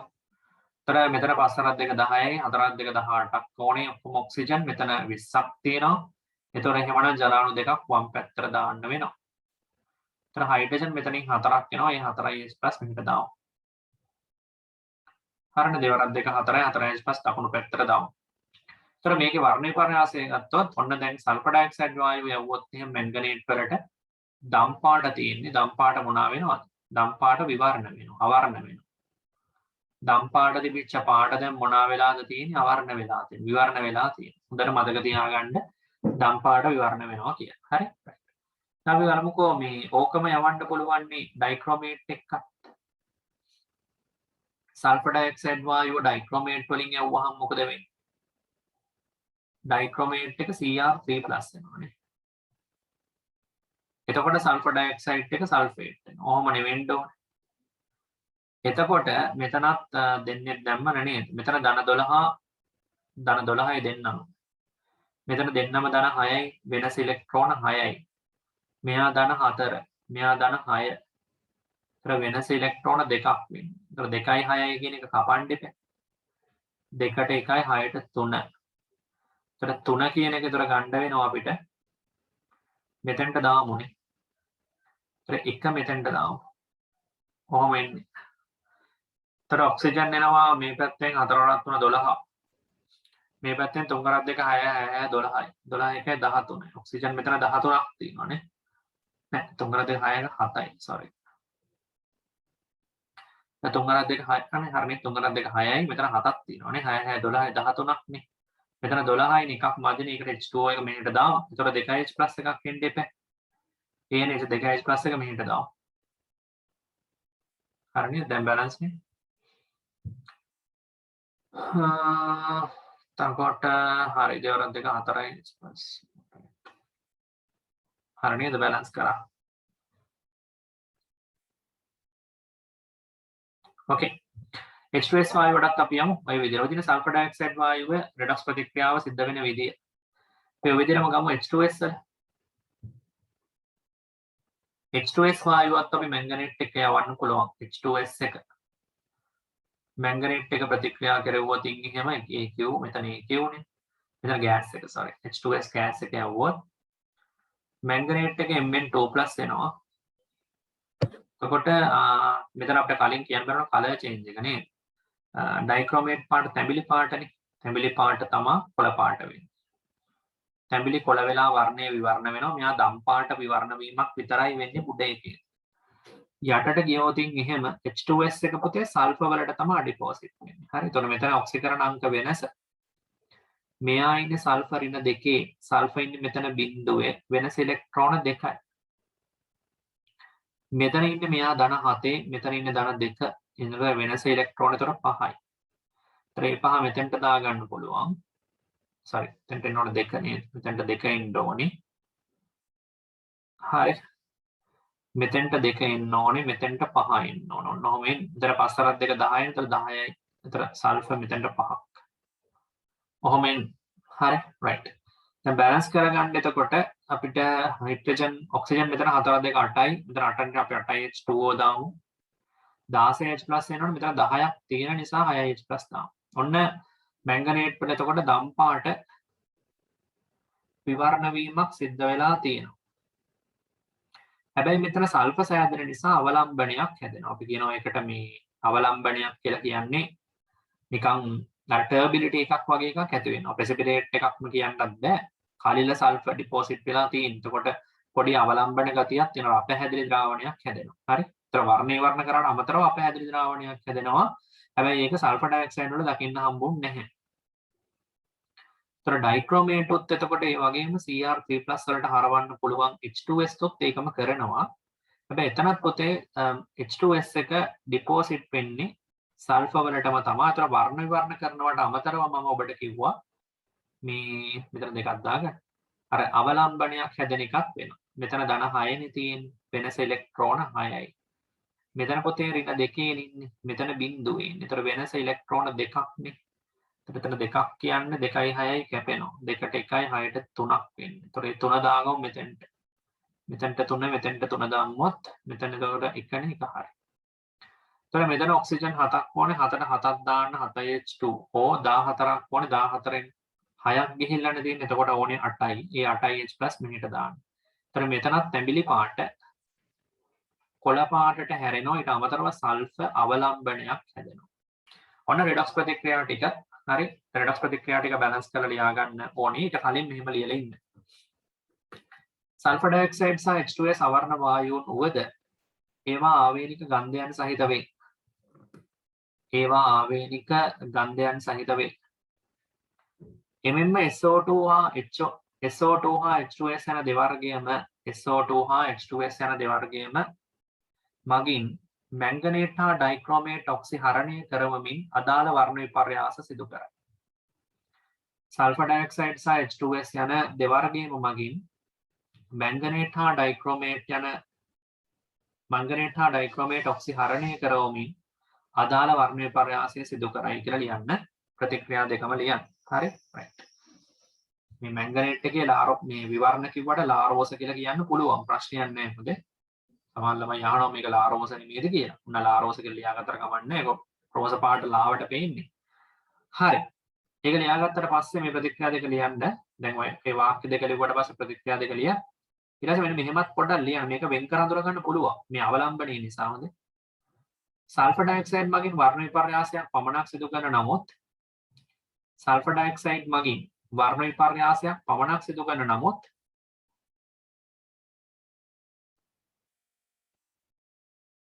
H2S මගින් මේකට කියන්නේ කලිල සල්ෆර්. හොඳේ. H2S මගින් කලිල සල්ෆර් බවට අවලම්බනයක් සාදන නිසා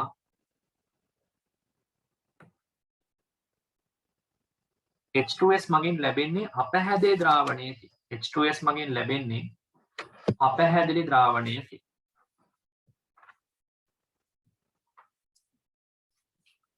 H2S මගින් ලැබෙන්නේ අපැහැදිලි ද්‍රාවණයකි. හරි.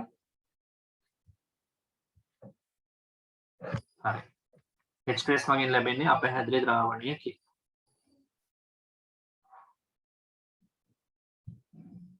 හරිද? ඒක පැහැදිලි. H2S මගින් අපැහැදිලි ද්‍රාවණයක් ලැබෙනවා කියන එකත් දැනගන්න ඕනේ. හරි. ඊට පස්සේ ඊට අමතරව පොතේ මේ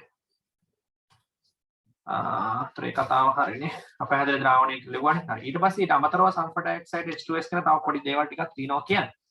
සල්ෆර් ඩයොක්සයිඩ් වල මේ කතාවට අමතරව මේ සල්ෆර් ඩයොක්සයිඩ් වල තියෙනවා විරංජක කාරක ගුණය කියන්නේ බ්ලීච් එක. බ්ලීචින් කියලා කියන්නේ අර බ්ලීච් එකක් කියලා කියන්නේ මොකද්ද? අපි බ්ලීචින් කරනවා කියලා කියන්නේ අර සුදු පාට අවර්ණ කරන්න පුළුවන් නේ. තියෙන වර්ණයක් තියෙනවා නම් සල්ෆර් ඩයොක්සයිඩ් වලට ඒ වර්ණය විවරණ කරන්න පුළුවන්. ඒක තමයි ඊළඟ ලක්ෂණීය සල්ෆර් ඩයොක්සයිඩ් H2S වෙන් කර හඳුනා ගන්න මේ කිව්ව කාරණාවට අමතරව දැන් සල්ෆර් ඩයොක්සයිඩ් H2S කොහොමද මෙතනින් අඳුරගන්නේ? දැන් ආයි පාරක් කියන්නේ. දැන් සල්ෆර් ඩයොක්සයිඩ් H2S වෙන් කර අඳුර ගන්න විදිහ තමයි මේ කියන්නේ. සල්ෆර් ඩයොක්සයිඩ් H2S වෙන් කර අඳුර ගන්න මොකද්ද කරන්නේ? සල්ෆර් ඩයොක්සයිඩ් උත් මැංගනේට් එක ප්‍රතික්‍රියා කරනවා H2S උත් මැංගනේට් එක ප්‍රතික්‍රියා කරනවා. ඒතර දෙන්නම් මැංගනේට් එක ප්‍රතික්‍රියා කරවුවාම වර්ණ විපර්යාසයක් දෙනවා. ඩයික්‍රොමේට් එක ප්‍රතික්‍රියා කරත් වර්ණ විපර්යාසයක් දෙනවා. හැබැයි H2S විතරක් වර්ණ විපර්යාසයට අමතරව සල්ෆර් සාධන නිසා අවලම්බනයක් හැදෙනවා. ඒතර සල්ෆර් ඩයොක්සයිඩ් වලින් ඒක වෙන්නේ නැහැ. ඒතර ඒ දෙන්න වෙන් කර අඳුර ගන්න පුළුවන්. ඒතර ඒ දෙකෙන් ඒ දෙක වෙන් කර අඳුර ගන්න පුළුවන් කිසි ප්‍රශ්නයක් නැහැ. පැහැදිලිව වෙන් කර අඳුර ගන්න පුළුවන්. හරි. රයිට්. හැබැයි මේ සල්ෆර් ඩයොක්සයිඩ් වල තියෙන ඊළඟ ලක්ෂණය තමයි මේ H2S එක්ක අඳුර ගන්න පුළුවන් සල්ෆර් ඩයොක්සයිඩ් වායුවට විරංජය කාරකයක් විදිහට ක්‍රියා කරන්න පුළුවන්. විරංජය කාරකයක් කියලා කියන්නේ බ්ලීචින් රීජන්ට් එකක් විදිහට බ්ලීච් කරන්න පුළුවන්. හොඳ විරංජක කාරක ගුණය. හරිද? ඒතර ඒ විරංජක කාරක ගුණ තියෙන නිසා ඒ මගින්ද සල්ෆර් ඩයොක්සයිඩ් අඳුර ගන්න පුළුවන්. ඔය සල්ෆර් ඩයොක්සයිඩ් වායුවට විරංජනය කරන්න පුළුවන් නම් අඳුර ගන්න පුළුවන්. එමගින් SO2 හඳුනාගත හැක කියලා ලියන්න. සල්ෆර් ඩයොක්සයිඩ් වායුවට විරංජක කාරක ගුණ තියෙනවා. ඒකෙන් අඳුර ගන්න පුළුවන්. මේ විරංජක කාරක ගුණ කියලා කියන්නේ ඒ කියන්නේ විරංජක කාරක ගුණ කියන්නේ මොකක්ද කියලා මම කියන්න. දැන් උදාහරණයක් ගන්නකො මෙහෙම. දැන් අපි හිතමු මේ වගේ මල් පෙත්තක්. මේ වගේ මල් පෙත්තක් තියෙනවා කියලා හිතන්නකෝ. රතු පාට වගේ පාටක් තියෙන එකක් තියෙනවා කියලා හිතන්න. මේ වගේ දැන් ඔන්න රතු පාටට වගේ තියෙන මල් පෙත්තක් තියෙනවා. දැන් මේකට අපි යවනවා කියලා හිතන්නකෝ සල්ෆර් ඩයොක්සයිඩ් වායුව. දැන් මේක බ්ලීචින් එකක් කියලා කියන්නේ විරංජනය කරනවා කියන එකනේ කියන්නේ. මේක විරංජනය වෙන්නේ මෙන්න මෙහෙමයි. සල්ෆර් ඩයොක්සයිඩ් වායුවට ළමයි සල්ෆර් ඩයොක්සයිඩ් වායුව ඔය වර්ණවත් මල් පෙත්තක් වගේ තුනට යවුවාම මේක හැබැයි තෙත් මල් පෙත්තක් වෙන්න ඕන නේද? නැත්නම් තෙත් සහිත ද්‍රාවණයක් වෙන්න ඕන. තෙතමනය සහිත එකක් වෙන්න ඕන නේද? තෙතමනය සහිත කියලා ලියාගත්තම වැදගත් වෙනවා. තෙතමනය සහිත. මොකද තෙතමනය සහිත නැත්නම් මේක ප්‍රතික්‍රියාව වෙන්නේ නැහැ. හරි? තෙතමනය සහිත වෙන්න ඕනේ. සල්ෆර් ඩයොක්සයිඩ් වායුව යවුවොතින් එහෙම මේ දැන් මේ මල් පෙත්තේ තියෙනවනේ ජලය. තෙතමනය තියෙනවා කියන්නේ ජලය තියෙනවනේ. අන්න ඒ ජලයත් එක්ක ප්‍රතික්‍රියා කරලා හදනවා H2SO3 කියන එක්කෙනා. හරි? H2SO3 කියන එක්කෙනෙක්ව හදනවා. මේ අම්ලයක්. මේක දුබල අම්ලයක්. අන්න ඒ H2SO3 කියන එක්කෙනා මේ මල් පෙත්තේ තියෙන වර්ණවත් ද්‍රව්‍යයට අපි X කියලා කියමුකෝ. දන්නේ නැහැ මොකක්ද කියලා අපි X කියලා කියමු. අන්න ඒ X එක්ක ප්‍රතික්‍රියා කරනවා. මේ මොකක්ද මේ X කියලා කියන්නේ? X කියලා කියන්නේ වර්ණවත් ද්‍රව්‍ය කියලා ලියන්නම්. වර්ණවත් ද්‍රව්‍ය කියන්නම්කෝ X කියන එක නේ. අන්න එයත් එක්ක ප්‍රතික්‍රියා කරලා එයා මොකද කරන්නේ? මේ සල්ෆියුරස් X එක්ක ප්‍රතික්‍රියා කරලා සල්ෆියුරික් වලට ඔක්සිකරණය වෙනවා. මෙයා ධන 4 සිට ධන 6ට ඔක්සිකරණය වෙනවා ඉලෙක්ට්‍රෝන දෙකකින්. වර්ණවත් ද්‍රව්‍ය මොකද කරන්නේ? වර්ණවත් ද්‍රව්‍ය ඔක්සිහරණය කරනවා. මෙයා බිඳුවේ ඉඳන් හරණය කරනවා XH2 ඍණ දෙකට. හයිඩ්‍රජන් එක බයින්ඩ් වෙන්නේ. හොඳයි. ඒතර ඉලෙක්ට්‍රෝන දෙකක් මුදා හරින්න. ඔන්න ඔකයි ඔක්සිකරණ ප්‍රතික්‍රියාව. එතකොට දැන් මෙතන 2යි වෙනස. ඒතර බැලන්ස් කරන්න පුළුවන් අපිට. මෙතන ඔක්සිජන් 3යි මෙතන 4යි නිසා ජල අණුවක් මේ පැත්තට දාගන්න පුළුවන්. තර ජනානුවක් මේ පැත්තට දාගත්තොත් එච්චරයි කියන්න තියෙන්නේ බැලන්ස් නේ. ඔක්සිජන් 4ක් එපේ 4 තියෙනවා. ඔන්න ඕක තමයි ප්‍රතික්‍රියාව වෙන්නේ. එතකොට වර්ණවත් වෙලා තියෙන ද්‍රව්‍ය වර්ණවත් ද්‍රව්‍ය දැන් මොකද වෙලා තියෙන්නේ? මේ පැත්තට එනකොට XH2 වෙද්දි මේකට තමයි අවර්ණ සුදු පාට. අවර්ණය කියන්නේ සුදු පාටයි කියන්නේ අපි ගන්න. සුදු පැහැවෙනවා. කලයක නැති වෙලා ගිහිල්ලා තියෙනවා. අන්න ඕකට තමයි විරංජනීය කරනවායි කියලා කියන්නේ. මොක හොඳට මතක තියාගන්න විරංජනීය කරනවා කියන්නේ මොකක්ද කියන්නේ. හරි? ඒතර මම මේක බැලන්ස් කරපු රියැක්ෂන් එක තමයි මේ තියෙන්නේ. ඔන්න මම බැලන්ස් එක ටික පොඩක් මකන්න අපහැදිලි නිසා. හරිනේ? ඔන්න ඔහොමයි වෙන්නේ ඉතින් XH2. හරිද? XH2 එක හැදලා තියෙන්නේ ඔහොම. ඔන්න මේක එකතු කරලා ගන්නත් පුළුවන් ඔයාලට. හරි මේක රෙඩොක්ස් ප්‍රතික්‍රියාවනේ. රෙඩොක්ස් ප්‍රතික්‍රියාව දින ඕන දෙක එකතු කරලා තනි ප්‍රතික්‍රියාවක් විදිහට ගන්නත් පුළුවන් මේ දෙක. ඒත් එහෙම තනි ප්‍රතික්‍රියාවක් විදිහට ගත්තොත් විරංජන ප්‍රතික්‍රියාවේ සල්ෆර් ඩයොක්සයිඩ් වල අපිට H2SO3 පද දෙක කපන්න පුළුවන් මේ පැත්තේ. එච්චර තමයි කැපෙන්නේ නේද? එතකොට සල්ෆර් ඩයොක්සයිඩ් තියෙනවා පොතේ වායුව මෙතන ජලාණු දෙකක් එන්න ඕනේ. X කියන වර්ණවත් ද්‍රව්‍යයටත් එපේ. මේ පැත්තට H2SO4 එක්ක XH2 කියන එක නා තමයි එන්න ඕනේ. ඔහොම තමයි වෙන්නේ. එතකොට මේක තමයි විරංජනේ වර්ණවත් ද්‍රව්‍ය සුදු පායට හරවන. දැන් හැබැයි පොඩි දෙයක් වාට මට කියන්න ඕනේ. මේ සල්ෆර් ඩයොක්සයිඩ් වල විරංජනීය පොතේ తాවකාලිකයි. ඒ කියන්නේ මේ පාට වෙනස් කරන එක සිදු කරන්නේ తాවකාලිකව. తాවකාලික විරංජනයක් තමයි වෙන්නේ. දැන් මොකද මේ ස්ථීර විරංජනයක් කරන අය ඉන්නව වෙනම. ක්ලෝරින් වගේ අය ස්ථිර විරංජනයක් කරන්නේ. ක්ලෝරින් වායුවට පුළුවන් ස්ථිර වශයෙන්ම විරංජනය කරන ආයි පාරක් පාට එන්නේ නැති වෙන්න. හැබැයි සල්ෆර් ඩයොක්සයිඩ් වල සිදුවෙන විරංජනය අපි සාමාන්‍යයෙන් කියන්නේ తాවකාලික විරංජනයක් කියලා. ඒකට හේතුව තමයි දැන් මේ වායු ගෝලයේ තියෙනනේ ඔක්සිජන්. මේ වායු ගෝලයේ තියෙන ඔක්සිජන්ට පුළුවන් මෙයාව ඔක්සිකරණය කරන්න ආයි පාරක්. වායු ගෝලයේ තියෙන ඔක්සිජන්ට පුළුවන් මෙයාව ඔක්සිකරණය කරන්න. ඒතර මෙයා ඔක්සිකරණය කරොත් එයා ආයි පාරක් X වලට යන්නේ. මොකද දැන් මෙයා ඉන්නේ ඍණ දෙකේ. දැන් මෙයාට බිඳුවට එන්න පුළුවන්. ඔක්සිකරණය කරන්න පුළුවන් මෙයා නිසා. අපි ඒ නිසා මේ වායු ගෝලීය ඔක්සිජන් වලට කියන්නේ ඔක්සිකාරක ඔක්සිජන් කියලා. වායු ගෝලයේ ඉන්න ඔක්සිජන්ට අපි කියන්නේ ඔක්සිකාරක ඔක්සිජන් කියලා. මේ ඔක්සිකාරක ඔක්සිජන්ට පුළුවන් මේ සුදු පාට වෙච්ච එක්කෙනාව ඔක්සිකරණය කරලා ආයි වර්ණවත් ද්‍රව්‍ය බවට පත් කරන්න. ඒ නිසා අපි මේකට කියන්නේ తాවකාලික විරංජනයක් කියලා. හරි. මේ permanent bleaching එකක් කරන්න බෑ. temporary bleaching එකක් තමයි සල්ෆර් ඩයොක්සයිඩ් ගේ වෙන්නේ. අන්න ඒකත් මතක තියාගන්න. මම උතන ওই විරංජනය වෙන විදිය තමයි පැහැදිලි කරේ. ඒකත් දැනගන්න එක හොඳයි. උතෙන්ට සල්ෆර් ඩයොක්සයිඩ් වායුවට විරංජනය කරන්න පුළුවන්. ඒ කියන්නේ බ්ලීච් කරන්න පුළුවන්. හයිඩ්‍රජන් සල්ෆයිඩ් වායුවට එහෙම කරන්න බෑ. හොඳේ? එතන ලියන්න සල්ෆර් ඩයොක්සයිඩ් වායුවට විරංජකාරක ගුණ ඇත. එමගින් සල්ෆර් ඩයොක්සයිඩ් හඳුනාගත හැක. එමගින් සල්ෆර් ඩයොක්සයිඩ් හඳුනාගත හැක. එතනම ලියන්න H2S සඳහා විරංජකාරක ගුණ නැත. H2S සඳහා විරංජකාරක ගුණ නැත. ඒ නිසා හඳුනා ගන්න පුළුවන්. හරි. ඔක තමයි දෙවෙනි හඳුනා ගැනීම. දැන් මම කලින් කිව්වා මැංගනේටුයි ඔක්සලේටුයි මැංගනේට් පර්මැංගනේට් සහ ඔක්සලේට් මේ ක්‍රෝමේට් වල කොහොමද සල්ෆර් ඩයොක්සයිඩ් H2S වායුව හඳුනාගන්නේ කියලා. දැන් ඔයාලට පුළුවන් මේ විරංජකාරක ගුණය පාවිච්චි කළත් මේ හඳුනා ගැනීම සිද්ධ කරන්න පුළුවන්. හරි. ඔය ටික ලියා ගන්න. අරක ලියුවන් හරි. ඊළඟ කාරණාව තමයි H2S වායුව. මෙන්න මේ H2S වායුව ගත්තොත් H2S හඳුනා ගන්න පුළුවන් විශේෂයෙන්ම සල්ෆර් ඩයොක්සයිඩ් ප්‍රතික්‍රියා කරන්නේ නැහැ. නමුත් H2S කින් විතරක් දෙන ප්‍රතික්‍රියා ටිකක් තියෙනවා. මේ H2S ට පුළුවන් මෙයාව යවුවොත් එහෙම ලෙඩ් නයිට්‍රේට් ජලීය ද්‍රාවණයක් තුලින් මෙහෙම ලෙඩ් නයිට්‍රේට් වෙන්නත් පුළුවන් ලෙඩ් ඇසිටේට් වෙන්නත් පුළුවන් ඉතින්. ලෙඩ් ඇසිටේට් ද්‍රාවණයක් තුලින් යවුවොත් මෙන්න මෙහෙම කළු පාට අවක්ෂේපයක් වෙනවා ලෙඩ් ඇසිටේට් කළු. හරි. මේ ලෙඩ් නයිට්‍රේට් කියනොයි හරි ලෙඩ් ඇසිටේට් ගෙන් යවුවොත් එහෙම කළු අවක්ෂේපයක් වෙනවා. ඒකෙන් අඳුර ගන්නත් පුළුවන්. එහෙම නැත්නම් මෙයාව යවුවොත් එහෙම සිල්වර් නයිට්‍රේට් එහෙම නැත්නම් සිල්වර් ඇසිටේට්. ඔය කැමති එක්කෙනෙක්ගෙන් යවන්න. අතරින් යවුවොත් ආයෙ පාරක් අපිට සිල්වගේ සල්ෆයිඩය ගන්න පුළුවන්. ඒකත් කළු පාට අවක්ෂේපයක්. එහෙම නැත්නම් මෙයාව යවන්න කොපර් සල්ෆේට්. ජලීය ද්‍රාවණයක් තුලින් යවුවොත් එතකොටත් කොපර් සල්ෆයිඩ් කළු පාට අවක්ෂේපය හම්බ වෙනවා. ඔන්නෝමයි කළු පාට අවක්ෂේප හම්බ වෙන්නේ. හොඳට මතක තියාගන්න කළු පාට අවක්ෂේප හම්බ වෙන ආකාරය. මේක වුණා ප්‍රතික්‍රියාවක් ලියත හැකි. මේක මහ දෙයක් නෑ. ලෙඩ් නයිට්‍රේට් තියෙනවා. H2S වලින් යවුවාම ඩබල් ඩිස්ප්ලේස්මන්ට් ලෙඩ් එක සල්ෆයිඩ් එක PBS වෙනවා. ඒතර H එක NO3 එක HNO3 හදනවා. ඕක නෙමෙයි. ඊට පස්සේ මේකත් ඉතින් මේ විදිහටම තමයි. සිල් නයිට්‍රේට් ගන්නකො. H2S එක යවුවොත් එහෙම සිල්වගේ සල්ෆයිඩ් එක හදනවා. Ag2S එක. ඒක තමයි කළු පාට අවක්ෂේපය. ඊට අමතරව HNO3 හදනවා ඩබල් ඩිස්ප්ලේස්. හරි.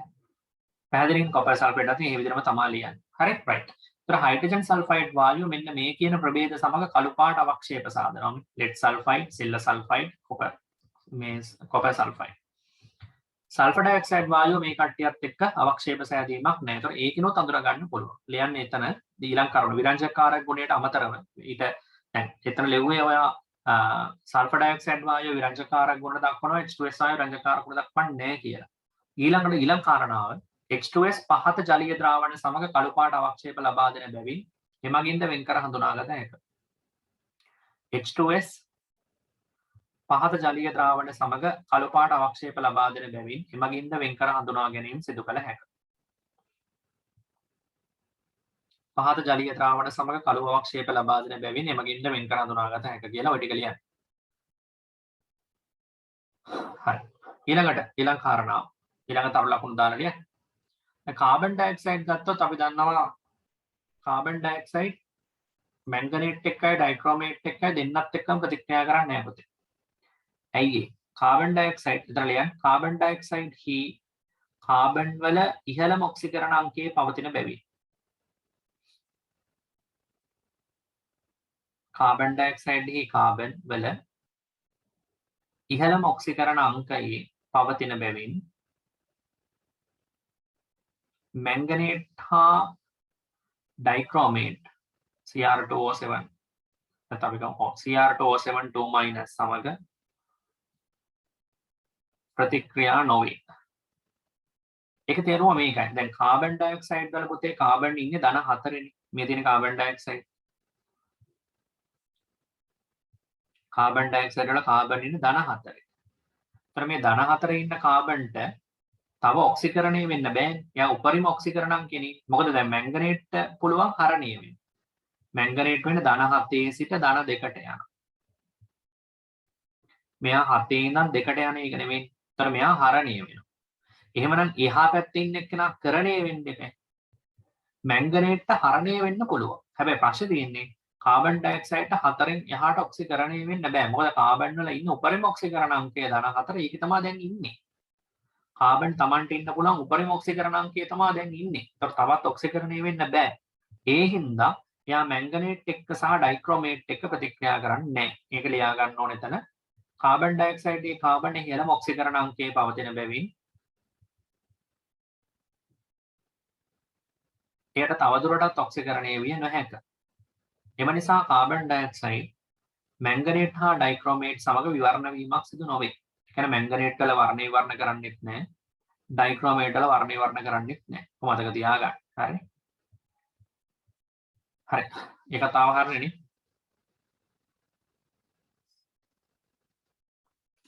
කතාවත් හරි.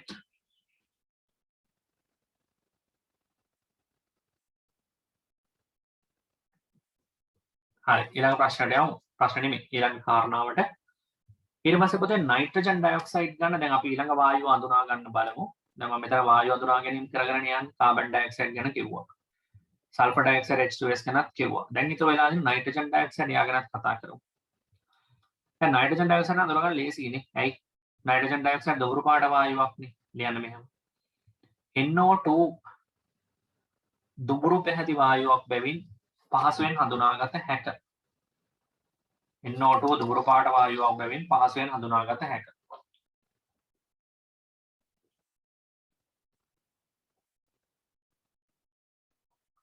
හරි. හැබැයි දැන් මෙහෙමයි. NO2 දුඹුරු පාට නිසා අඳුර ගන්නත් පුළුවන්. ඒ වගේම හැබැයි NO2 මැංගනේට් ඩයික්‍රෝමේට් එක ප්‍රතික්‍රියා කරනවා. ඒක සල්ෆර් ඩයොක්සයිඩ් ප්‍රතික්‍රියා කරා H2S ප්‍රතික්‍රියා කරා වගේම මෙයක් ප්‍රතික්‍රියා කරනවා. ඒතර නයිට්‍රජන් ඩයොක්සයිඩ් වල මොකද ඉන්නේ ධන 4 නේ. ධන 4 ඉන්න නිසා මැංගනේට් වල ඉන්නේ ධන 7. ඒතර ධන 4 ඉන්න එක්කෙනා පුළුවන් ධන 5ට යන්න. ධන 4 ඉන්න එක්කෙනා ධන 5ට යන්න පුළුවන්. මැංගනේට්ට පුළුවන් ධන 2ට එන්න. ඒකනේ කතන්දර. ඒතර මෙතන ධන 7 ඉන්නේ. මෙයා ඉන්නේ ධන 2නේ. ඒතර පහක වෙනසක් දෙන්න නිසා පහ මෙතෙන්ට දාගන්න පුළුවන්. මෙයා ඉන්නේ ධන 4 ධන 5 එකක වෙනසක් නිසා එක මෙතෙන්ට දාගන්න පුළුවන්. එතකොට 5 2 10යි 14යි මේ පැත්ත 15යි. ඒතර එක ජලය අණුවක් දැම්ම නම් හරිනේ මෙන්න. හරි එතකොට 2H+ මෙහෙට දාන්න. ඒතර මෙතන තියෙන දම් පාට විවරණ වෙනවා මෙතනදී කවුරු නිසාද? නයිට්‍රේට් නිසා. නයිට්‍රජන් ඩයොක්සයිඩ්ට පුළුවන් මේකත් දුඹුරු පාට වායුවක් තමයි. මෙයාගේ දුඹුරු පාටක් නැති වෙනවා. ඇත්තටම දුඹුරු පාටක් විවරණ වෙනවා. ඊට අමතරව දම් පාටක් මොනවා වෙනවද? දම් පාටක් විවරණ කරලා දෙනවා. ඊට අමතරව නයිට්‍රජන් ඩයොක්සයිඩ් Cr2O7 සමගත් අපි දන්නවා Cr3+ වලට නේ යන්නේ. මෙතන රෙඩොක්ස් එකක් වෙනවා. හරි. මෙතන රෙඩොක්ස් එකක් වෙනවා. මෙතන රෙඩොක්ස් එකේදී මෙයා ධන 4 මෙයා ධන 5 වෙනවා. එතකොට වෙනස එක ඉලෙක්ට්‍රෝන එකයි. මෙතන ධන දෙකක් ගමුකෝ. මෙතන ධන 12 මෙතන ධන 6 වෙන්නේ. එතකොට එතන වෙනස ඉලෙක්ට්‍රෝන 6යි. ඒ 6 දැම්මොත් මෙතෙන්ට දාන්න වෙන 1. එතකොට මෙතන 6 වරක් 2 12 6 18 1 19ක් වෙන ඔක්සිජන් මෙතන 18යි. එතකොට මෙතෙන්ට ජලය අණුවක් දාමු. මෙතන හයිඩ්‍රජන් දෙකෙන් 2H+ එකක් මෙහෙට දාමු. ඔන්න ඔහමයි වෙන්නේ. එතන නයිට්‍රජන් ඩයොක්සයිඩ් ගත්තත් එයත් වර්ණ විපර්යාසයක් කරනවා මැංගනේට් එක්ක දම් පාට විවරණ කරනවා. ඊට අමතරව ඩයික්‍රෝමේට් වල තියෙන තැඹිලි පාට. හරි. මෙයා තැඹිලි පාට පුතේ කොළ පාටට හරවනවා. තැඹිලි පාට කොළ පාටට හැරවීම තමයි කරන්නේ. හරි නේද? ඔන්න නයිට්‍රජන් ඩයොක්සයිඩ් වායුව අඳුරා ගන්න විදිහත් අපි සාකච්ඡා කරලා අවසන් කරා. හරිනේ. ඒතකොට ඒ ටික හරියි. හරි. එතකොට ඒ ටික හරි. දැන් ඔන්න නයිට්‍රජන් ඩයොක්සයිඩ් අඳුරා ගැනීම කරා, සල්ෆර් ඩයොක්සයිඩ් කරා, සල්ෆර් ඩයොක්සයිඩ් H2S වෙන් කර ගන්න විදිය කිව්වා, කාබන් ඩයොක්සයිඩ් අඳුරා ගන්න විදිය කිව්වා. මේකත් කතා කරා. දැන් ඔන්න වායුව අඳුරා ගැනීම ටික උතනින් ඉවරයි තනුක අම්ලත් සමග. හැබැයි දැන් ඊළඟට පුතේ මේ සාන්ද්‍ර අම්ලත් සමගත් මේ වායු ලබා දෙනීම තියෙනවා. හරි දැන් මම මෙතන කිව්වනේ මේ වායු ලබා දෙන අනායන මොනවද කියලා. මෙන්න මේවා. මෙන්න මේවා වායු ලබා දෙනවා. හරි. හැබැයි දැන් මෙතන මතක තියාගන්න ඕනේ තනුක අම්ල සමග වායු ලබා දෙන්නේ නැති ඒවා කීප දෙනෙකුත් ඉන්නවා. ඒක එතනම ලියාගත්තා නම් හොඳයි. NO3- අපි ලිව්වේ නැහැ. එයා වායු ලබා දෙන්නේ නැහැ හොඳේ. Br- වායු ලබා දෙන්නේ නැහැ. I- එහෙම ලිව්වේ නැහැනේ මෙතෙන්. ඒවා වායු ලබා දෙන්නේ නැහැ හොඳේ. මේවා තනුක අම්ල සමග වායු ලබා දෙන්නේ. වායු ලබා දෙන්නේ මේ ටික විතරයි. මේ තුන් දෙනා දෙන්නේ නැහැ. මෙන්න මේවා මතක තියාගන්න ඕනේ වායු ලබා දෙන්නේ නැත්තේ කවුද? එතකොට ඒවා මේ තනුක අම්ල සමග වායු ලබා දුන්නේ නැති වුණාට මේවා සාන්ද්‍ර අම්ල සමග වායු ලබා දෙනවා. සාන්ද්‍ර අම්ල සමග වායු ලබා දෙන්න පුළුවන්. අපි ඒක තමයි දැන් කතා කරන්න යන්නේ. හරි? රයිට්. ඒකත් අතෙන්ට ලියා ගන්න. දැන් අපි ලියමු මෙතන මෙන්න මෙහෙම ලියන්න. ඊළඟ මාතෘකාව සාන්ද්‍ර අම්ල සමග. සාන්ද්‍ර අම්ල සමග වායු ලබා දෙන ප්‍රභේද. සාන්ද්‍ර අම්ල සමග වායු ලබා දෙන ප්‍රභේද. හරි. ලියන්න මෙන්න මෙහෙම. තනුක අම්ල සමග වායු ලබා දුන් තනුක අම්ල සමග වායු ලබා දුන් ඉහත දැක්වූ සියල්ලම සාන්ද්‍ර අම්ල සමගද වායුන් ලබා දෙයි.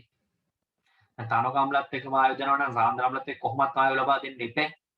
මම කලින් කිව්වේ තනුක අම්ලත් එක්ක වායු ලබා දුන්න හැමෝම. ඒ කියන්නේ දැන් මෙතන අපි ලියලා තියෙන හැමෝම තනුක අම්ල සමග වායු ලබා දෙනවා කියලා ලිව්ව හැමෝම සාන්ද්‍ර අම්ල සමග අනිවාර්යෙන් වායු ලබා දෙනවා. ඒක කිසිම කතන්දරයක් නැහැ. තනුක අම්ල සමග වායු ලබා දෙනවා කිව්ව හැමෝම සාන්ද්‍ර අම්ල සමග වායු ලබා දීම සිද්ධ වෙනවා. ඒක කිසි ප්‍රශ්නයක් නැහැ. හැබැයි දැන් මතක තියාගන්න ඕන කාරණාව තමයි තනුක අම්ල සමග වායු ලබා දෙන්නේ නැති අය සාන්ද්‍ර අම්ල සමග වායු ලබා දෙනවා. අන්න ඒකයි මෙතන අපි කතා කරන්නේ නැහැ. දැන් මේවා ආයි පාරක් ලියන්නේ නැහැ.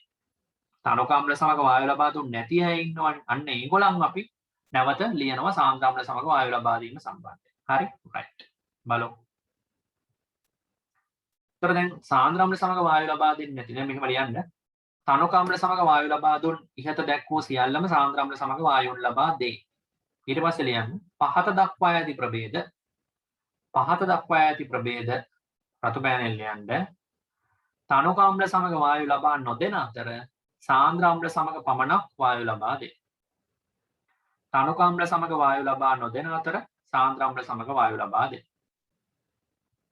හරි. හැබැයි දැන් මෙන්න මෙහෙම ප්‍රශ්නකුත් තියෙනවා. දැන් තනුක අම්ල විදියට පාවිච්චි කරන්න පුළුවන් මොනවද? අපිට තනුක HCl පාවිච්චි කරන්න පුළුවන්. තනුක සල්ෆියුරික් පාවිච්චි කරන්න පුළුවන්. තනුක HNO3 පාවිච්චි කරන්න පුළුවන්. මේක කැමති එකක් පාවිච්චි කරන්න පුළුවන්. හැබැයි සාන්ද්‍ර අම්ල විදියට පාවිච්චි කරනකොට අපි තනුක HCl පාවිච්චි කරන්නේ නැහැ කියලා මතක තියාගන්න. පාවිච්චි කරන්නේ මෙයාගේ සාන්ද්‍ර අම්ලය සාන්ද්‍ර HNO3 සාන් සල්ෆියුරික් පාවිච්චි කරන්න පුළුවන්. තනුක HCl පාවිච්චි කරන්නේ නැහැ කියලා හොඳට ඔළුවේ තියාගන්න. right? තනුක HCl පාවිච්චි කරන්නේ නැහැ. පාවිච්චි කරන්නේ සාන්ද්‍ර සල්ෆියුරික්. හොඳේ? right. අපි දැන් නයිට්‍රේට් එකකට NO3- තියෙන තැනකට සාන්ද්‍ර අම්ලයක් දැම්මොත් එහෙම සාන්ද්‍ර අම්ලයක් මේ ඉතින් සාන්ද්‍ර අම්ලයක් දැම්මොත් එහෙම NO2 වායුව පිට වෙනවා මේක දුඹුරු පාට. නයිට්‍රේටයට සාන්ද්‍ර අම්ලයක් දැම්මොත් එහෙම NO2 වායුව පිට වෙනවා දුඹුරු පාටයි මතක තියාගන්න. Br- තියෙන තැනකට සාන්ද්‍ර අම්ලයක් දැම්මත් ඇත්තටම මුලින්ම HBr තමයි හැදෙන්නේ. HBr කියන එක විඝටනය වෙනවා අයි පාරක් H2 වලටයි Br2 ගෑස් එකටයි මේකත් දුඹුරු පාටයි. හරි එතකොට සාන්ද්‍ර අම්ලයක් දැම්මම ඒකට සාන් සල්ෆියුරික් වගේ එකක් තමයි කියන්නේ. Br- කියනොත් අන්තිමට දුඹුරු පාටක් තමයි හම්බ වෙන්නේ. එකපාරම හම්බ වෙන්නේ HBr හැදිලා දුඹුරු පාට. නමුත් HBr හැදිලා තියෙන්නේ නැහැ ඒකට අග්ගාලා කැඩෙනවා. ඒතර I- උත් එහෙමයි සාන්ද්‍ර අම්ලයක් දානකොටම හයිඩ්‍රජන් අයඩයිඩ් දෙනවා. ඒක ආයි පාරක් කැඩෙනවා H2 වලටයි I2 වලටයි දම් පාට වාෂ්පයක් දෙන්න. මේ තියෙන්නේ සාන්ද්‍ර අම්ල සමග වායු ලබා දෙන ඇනායන තුන. මතක තියාගන්න මේ අනිවාර්යයෙන්ම අපිට මේ සාන්ද්‍ර අම්ලයක් දුන්නාට පස්සේ මේ Br- සහ I- කියන දෙන්නගේ විශේෂයෙන් සාන්ද්‍ර අම්ලයක් දාලා ඊට පස්සේ වායුන් ලබා ගන්න නම් රත් කරන්නත් ඕනේ. තාපගත කිරීම වැදගත්. හරි. ඒතර සාන්ද්‍ර අම්ල විදිය අපි පාවිච්චි කරන්නේ මොනවද? සාන්ද්‍ර සල්ෆියුරික් තමයි පාවිච්චි කරන්නේ සාන්ද්‍ර අම්ල විදිය. හරි. මෙන්න මෙහෙම ලියන්න. අරක ලියුවානේ වාක්‍ය. මෙන්න මේ තුන් දෙනා ලියා ගන්නකො යටින්. ඒක යටින් තරු ලකුණක් දාලා මෙහෙම ලියන්න. Br- සහ I- මගින් Br- සහ I- මගින් වායුන් ලබා ගැනීමට සාන්ද්‍ර අම්ලයක් භාවිතා කිරීම අත්‍යවශ්‍ය වේ. sorry. Br- සහ I- මගින් වායුන් ලැබීමට සාන්ද්‍ර අම්ලයක් යොදා තාපගත කිරීම අත්‍යවශ්‍ය වේ. තාපගත කිරීම. ඒක රත් කරන්න ඕන. රත් කරාට පස්සේ තමයි අපිට ගන්න පුළුවන්. හරි නේද? හරි. දැන් ඔන්න තනක අම්ල සමගයි ක්ෂාර අම්ල සමගයි තනක අම්ල සමගයි සාන්ද්‍ර අම්ල සමගයි වායු ලබා දීම සම්බන්ධයෙන් කතා කරා. මේ ටික ඉවරයි. දැන් පොතේ බෂ්මත් එක්කත් වායු ලබා දෙන්න පුළුවන් තැනක් තියෙනවා. ඒක තමයි ඊළඟ කතා කරන්නේ. හරි. දැන් ඊළඟ මාතෘකාව ක්ෂාර සමග වායු ලබා දෙන අවස්ථා. ක්ෂාර කියන්නේ බෂ්ම. ක්ෂාර කියන්නේ බෂ්ම හොඳයි. ක්ෂාර සමග වායු ලබා දෙන අවස්ථා. බෂ්මත් එක්ක වායු ලබා දෙන්නේ කවුද? හරි.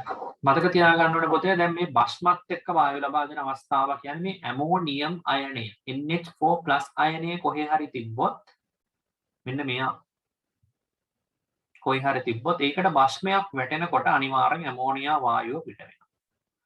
බෂ්මයක් වැටෙනොත් ඇමෝනියා වායුව පිට වෙනවා. මේක හොඳට මතක තියාගන්න. ඒ නිසා මෙහෙම ලියන්න.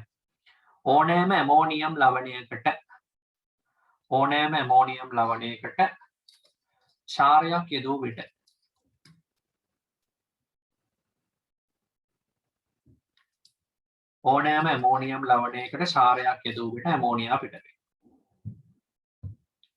ඕනෑම ඇමෝනියම් ලවණයකට ක්ෂාරයක් වැටූ විට ක්ෂාරයක් කියන්නේ බෂ්මයක්. හොඳයි.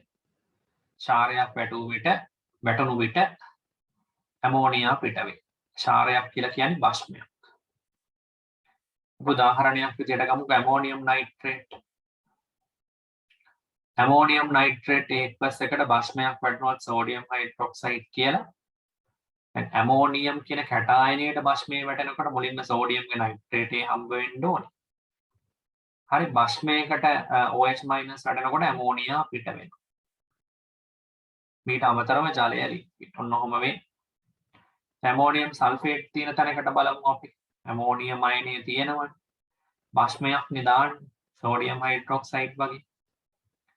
බෂ්මයක් දානකොට බේරියම්ගේ සල්ෆේට් එක මුලින්ම අවක්ෂේප වෙනවා සුදු පාටට. ඇමෝනියා වායුව පිට වෙනවා. මීට අමතරව ජලය හැදෙනවා. ඔන්න ඇමෝනියම් ලවණ තියෙන තැනට බස්මයක් දානකොට ඇමෝනියා පිටවන අවස්ථාව. මේ තියෙන ඇමෝනියම් ලවණ. හරි. ඔන්න ටික ලියා ගන්න. ඊට අමතරව තව ඇමෝනියා පිට වෙන අවස්ථාවක් තියෙනවා පොතේ මේක අංක 1 කියලා දාමු. දෙවෙනි අවස්ථාව තමයි පොතේ නයිට්‍රයිඩ් අපි කියන්නේ මේ නයිට්‍රයිඩ් කියලා කියන්නේ N3- මෙන්න මෙහෙම. N3- ඇනායනීය තියෙන තැනකට හරි මෙන්න මේ N3- ඇනායනීය තියෙන තැනකට ජලය දැම්මොත් ඇමෝනියා පිට වෙනවා. අපි දැන් දෙවෙනි කාණ්ඩයේ නයිට්‍රයිඩ් කතා කරන්නේ S කොණුවේ. අන්න S කොණුවේ දෙවෙනි කාණ්ඩයේ නයිට්‍රයිඩ් Mg3N2 solid තියෙන තැනකට අපි ජලය දැම්මොත් H2O liquid දැම්මොත් මැග්නීසියම්ගේ හයිඩ්‍රොක්සයිඩ් එක solid හම්බ වෙනවා අපිට. මෙතනින් 3ක් හම්බ වෙනවා. ඊට අමතරව ඇමෝනියා පිට වෙනවා. ඊට අමතරව දැන් ලිතියම්ගේ නයිට්‍රයිඩ් එක ගන්නකො Li3N solid තියෙන තැනකට ජලය දැම්මොත් මෙතන 3ක් එන්න එපා.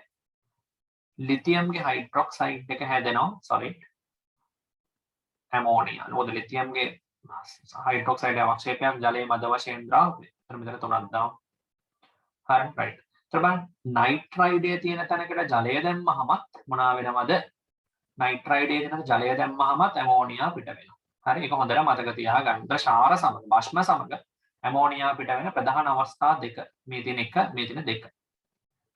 හරි මීට අමතරව පොතේ තව මේ ඇමෝනියා පිට වෙන අවස්ථාවක් තියෙනවා තුන්වෙනි අවස්ථාවට යන මේ දෙක ලියලා ඉවර කරාට පස්සේ තුන්වෙනි අවස්ථාව තමයි මේ නයිට්‍රයිට් එක හෝ නයිට්‍රේට් එක. හරි නයිට්‍රයිට් එක නයිට්‍රේට් එක හෝ නයිට්‍රයිට් එක. නයිට්‍රයිට් එක. ඇති අවස්ථාවලදී ලියන්න ඇති අවස්ථාවලදී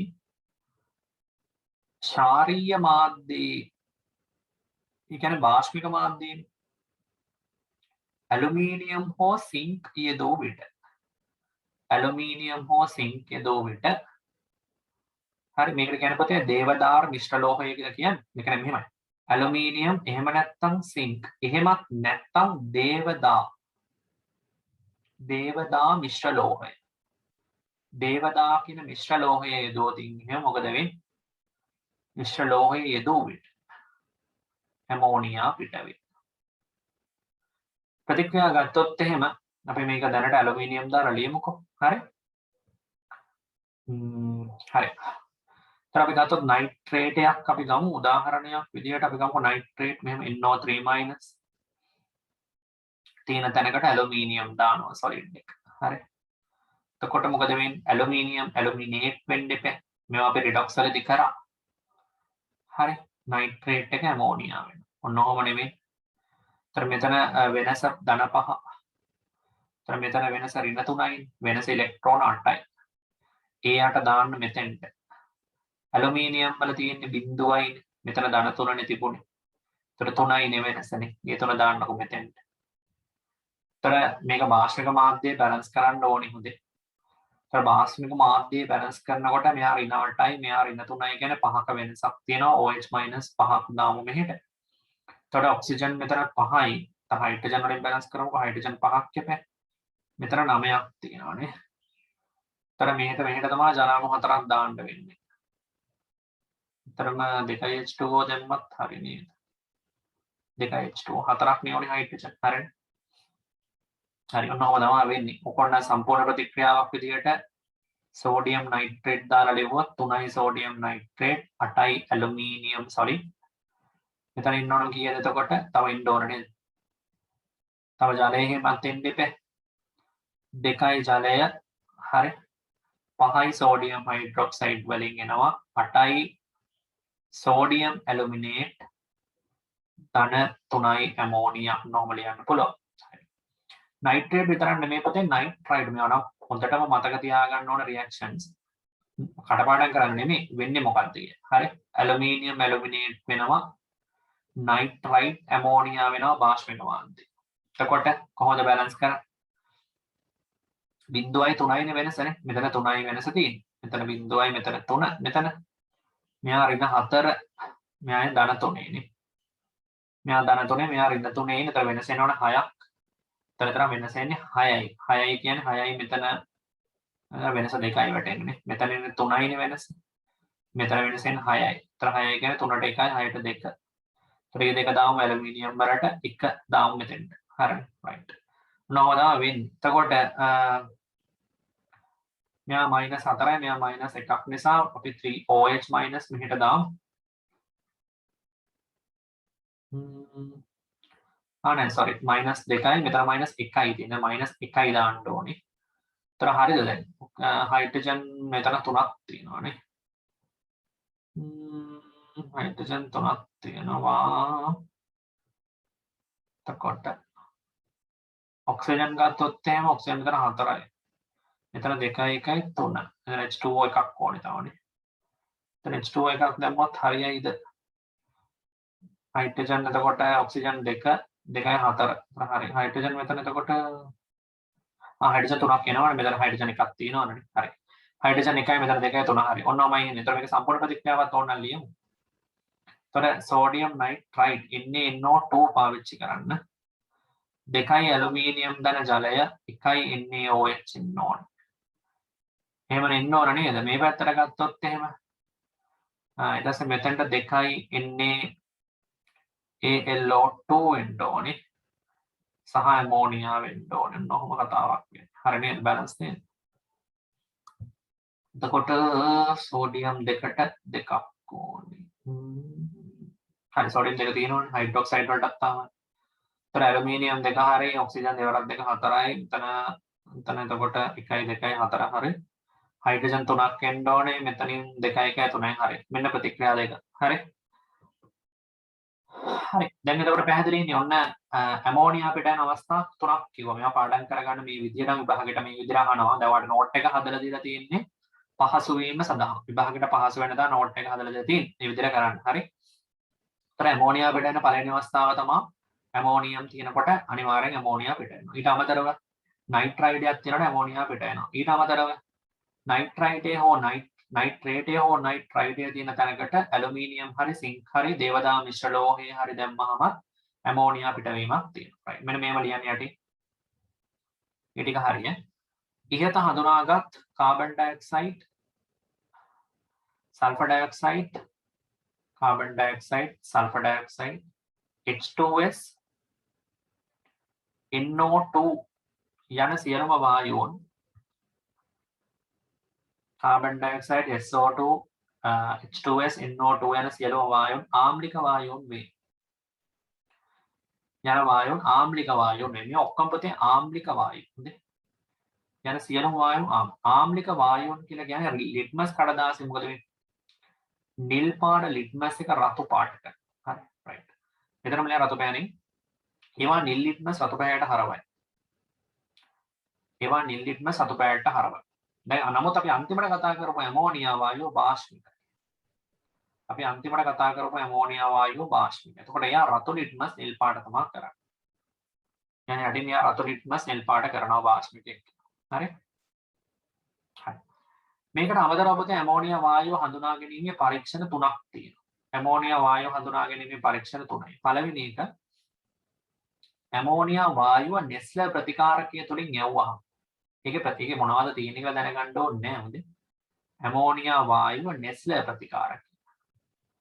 නෙස්ලර් ප්‍රතිකාරකය තුලින් යවුවාම මොකද වෙන්නේ? දුඹුරු පාටක් දෙනවා. මෙහෙම දැනගත්තම ඇති ඈ.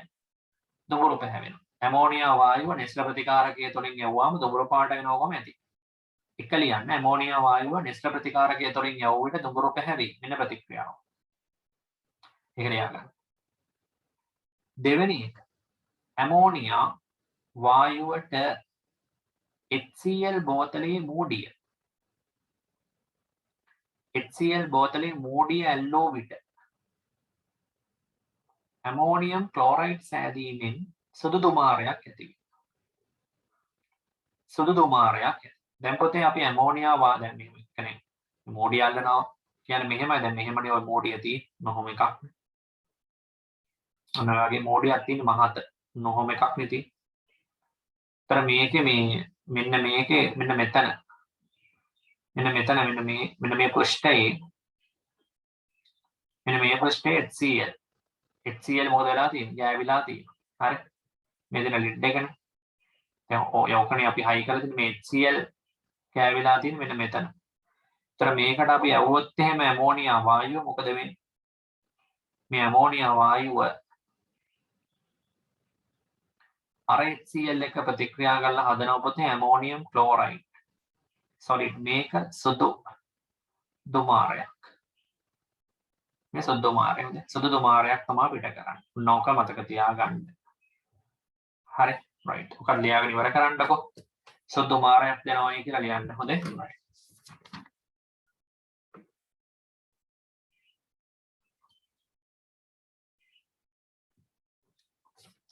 හරි. දැන් යමු අපි ටියුට් එකේ ප්‍රශ්න වලට. ටියුට් එකේ ප්‍රශ්න අංක 14 සහ 19 කරන්න ඕනේ. හොඳේ. මේකෙන් පස්සේ ටියුට් එකේ 14 අපි කරානේ. 14 කරේ නෑ 13 කරේ නේද? ඔව් 14 කරේ නෑ නේද? හරි. හරි 14 වීඩියෝ එක පෝස්ට් කරලා කරන්න.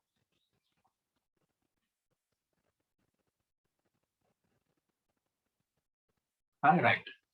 මොකද කරන්න තියෙන්නේ 14 ලේසි මං හිතන්නේ. වෙන වශයෙන් නම් නොකරන ලද ඔන්න ද්‍රාවණ තුනක් තියෙනවා කියලා තියෙනවා. මොනවද තුන? තුනක් තියෙනවා කියලා තියෙන්නේ අපිට මැග්නීසියම් බ්‍රෝමයිඩ් MgBr2 ස්ට්‍රොන්ටියම් හයිඩ්‍රොක්සයිඩ් සහ බේරියම් අයොඩයිඩ් ඔන්න තුන් දෙනා. මේ තියෙන පොතේ MgBr2 මැග්නීසියම් බ්‍රෝමයිඩ් මේ ඉන්නේ ස්ට්‍රොන්ටියම්ගේ හයිඩ්‍රොක්සයිඩ් එක මේ ඉන්නේ බේරියම්ගේ අයොඩයිඩ් එක. ඔන්න තුන් දෙනෙක් ඉන්නවා කියලා දීලා තියෙනවා. හරි. ඇමෝනියම් කාබනේට් ද්‍රාවණයකොත් වෙනම සපයලා දීලා තියෙනවා. මෙන්න මෙහෙම. ඇමෝනියම් කාබනේට් ද්‍රාවණයකොත් සපයලා දීලා තියෙනවා. දැන් මොකද්ද අපි කරන්න ඕන? එතකොට මේ පරීක්ෂානාල දීලා තියෙනවානේ. right. කොහොමද වෙන් කර අඳුරගන්නේ කියලා අහන්නේ. එතකොට දැන් මොකද කරන්න ඕනේ? දැන් ඇමෝනියම් කාබනේට් දාන්න ඕනේ. ඇමෝනියම් කාබනේට් දානකොට ඇත්තටම මේ වායු පිටවීමක් සිද්ධ වෙනව නේද? මේ බාෂ්පයක් තියෙනවනේ මෙතන. මෙතන ශාරීය මාධ්‍යයක් තියෙනවා. මෙතන ඇමෝනියම් ඉන්නවා. ඒතකොට අපි දන්නවා අනිවාර්යයෙන්ම වායු පිටවීමක් වෙනවා ස්ට්‍රොන්ටියම් හයිඩ්‍රොක්සයිඩ් වල. ඉතින් අඳුර ගන්න පුළුවන් මේ වැඩේ. හරි. ලියන්න මෙහෙම. ද්‍රාවණ තුනටම ඇමෝනියම් කාබනේට් වෙන වෙනම යෙදීමේදී මෙතනින් මොකද පුතේ වෙන්නේ? අපි ඕනනම් මේක ලියලා බලමු. පළවෙනියට මොකද වෙන්න ඕනේ? මැග්නීසියම් බ්‍රෝමයිඩ් එකට ඇමෝනියම් කාබනේට් එනකොට මැග්නීසියම්ගේ කාබනේට් එක අවක්ෂේප වෙනවා. මෙතන එතකොට සුදු අවක්ෂේපයක් වෙනවා. හොඳයි. මෙතන ඇමෝනියම් කාබනේට් ස්ට්‍රොන්ටියම්ගේ කාබනේට් එක හැදිලා සුදු අවක්ෂේපයක් වෙනවා. මෙතනත් සුදු අවක්ෂේපයක් වෙනවා. හැබැයි වායුවකුත් පිට වෙනවා. මෙතනත් බේරියම් කාබනේට් හැදෙන්න එපේ. BaCO3 හැදෙන්න එපේ. ද්විත්ව ප්‍රතිස්ථාපන ඉන්නේ ඩබල් ඩිස්ප්ලේස්මන්ට් රියැක්ෂන් එකේ. ඒතර එතන සුදු පාට අවක්ෂේපයක් එනවා. ඒතර අවස්ථා තුනේදී අපි කියමු මෙතන. ද්‍රාවණ තුනටම ඇමෝනියම් කාබනේට් වෙන වෙනම එකතු කිරීමේදී අවස්ථා තුනේදීම අවක්ෂේප ඇති වෙනවා. අවස්ථා තුනේදීම අවක්ෂේප ඇති වෙන්නේ. එක් අවස්ථාවකදී පමණක් වායු පිටවීමක් සිදු වෙනවා. මොන අවස්ථාවේ පමණද? මැද. ඇමෝනියම් කාබනේට් සමග වායු පිටවීමක් සිදු කරනු ලබන්නේ ස්ට්‍රොන්ටියම් හයිඩ්‍රොක්සයිඩ් වේ. ඇමෝනියම් කාබනේට් සමග වායු පිට කිරීමක් සිදු කරනු ලබන්නේ ස්ට්‍රොන්ටියම් හයිඩ්‍රොක්සයිඩ් වේ. ඒතර ඒක ඉවරයි. දැන් එතකොට ඔන්න ස්ට්‍රොන්ටියම් හයිඩ්‍රොක්සයිඩ් අඳුරගත්තානේ. දැන් ආව අඳුරගෙන තියෙන්නේ. හරි. දැන් එතකොට බාෂ්පය තියෙන්නේ මේ බාෂ්පය දැන් දාන්න පුළුවන් ඉතුරු දෙන්නට. දැම්මහම අවක්ෂේප වෙන්නේ කාටද? ස්ට්‍රොන්ටියම් හයිඩ්‍රොක්සයිඩ් මේ පැත්තට දැම්මම මැග්නීසියම්ගේ හයිඩ්‍රොක්සයිඩ් හැදෙන අවක්ෂේපය. මේ පැත්තට අවක්ෂේපයක් එන්නේ නැහැ. උදාහරණ පැහැදිලි. එහෙම අඳුර ගන්න පුළුවන්. ලියන්න ඊළඟට.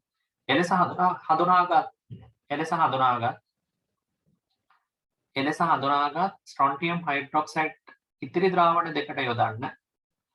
එලෙස හඳුනාගත් ස්ට්‍රොන්ටියම් හයිඩ්‍රොක්සයිඩ් ඉතිරි ද්‍රාවණ දෙකට යොදන්න. එවිට එක් අවස්ථාවකදී පමණක් අවක්ෂේප වීමක් සිදු වෙනවා. එවිට එක් අවස්ථාවකදී පමණක් අවක්ෂේප වීමක් සිදු වෙනවා. ස්ට්‍රොන්ටියම් හයිඩ්‍රොක්සයිඩ් සමග අවක්ෂේප වීමක් සිදුවන්නේ මැග්නීසියම් බ්‍රෝමයිඩ් මගින් වේ. ස්ට්‍රොන්ටියම් හයිඩ්‍රොක්සයිඩ් සමග අවක්ෂේප වීමක් සිදුවන්නේ මැග්නීසියම් බ්‍රෝමයිඩ් මගින් වේ.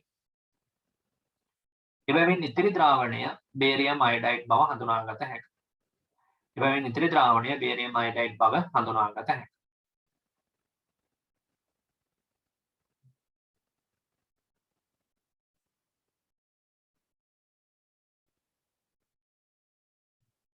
හරි.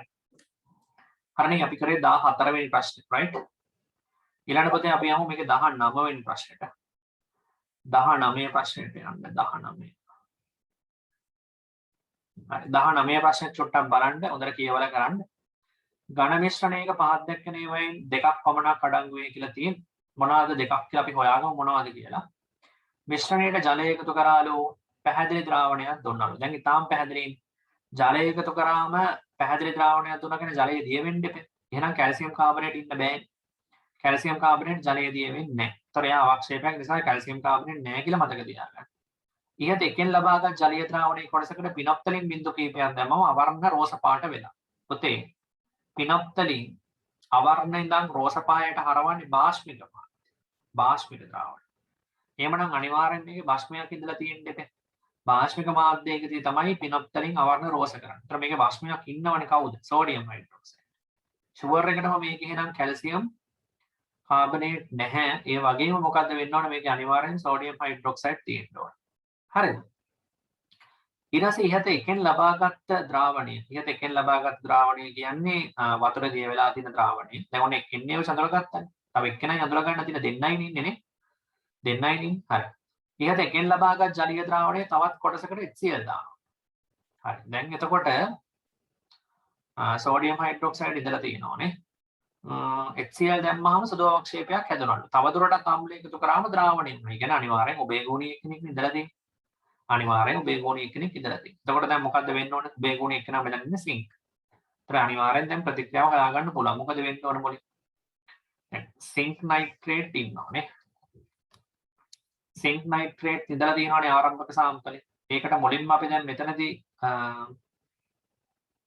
වතුර දැම්මා. වතුර දැම්මට ප්‍රශ්නයක් නැහැ. ඊට පස්සේ මොකද්ද කරලා දෙන්නේ? ඉහත එකෙන් ලබාගත් ජලීය දාන කොටසක පිනොප්තලින් බිඳු කිහිපයක් එකතු කරන අවර්ණ වුණා. ඒ කියන්නේ සෝඩියම් හයිඩ්‍රොක්සයිඩ් එක්කනේ මෙයා ඉඳලා තියෙන්නේ. එහෙනම් සෝඩියම් හයිඩ්‍රොක්සයිඩ් එක්ක හිටියොත් මොකද වෙන්නේ?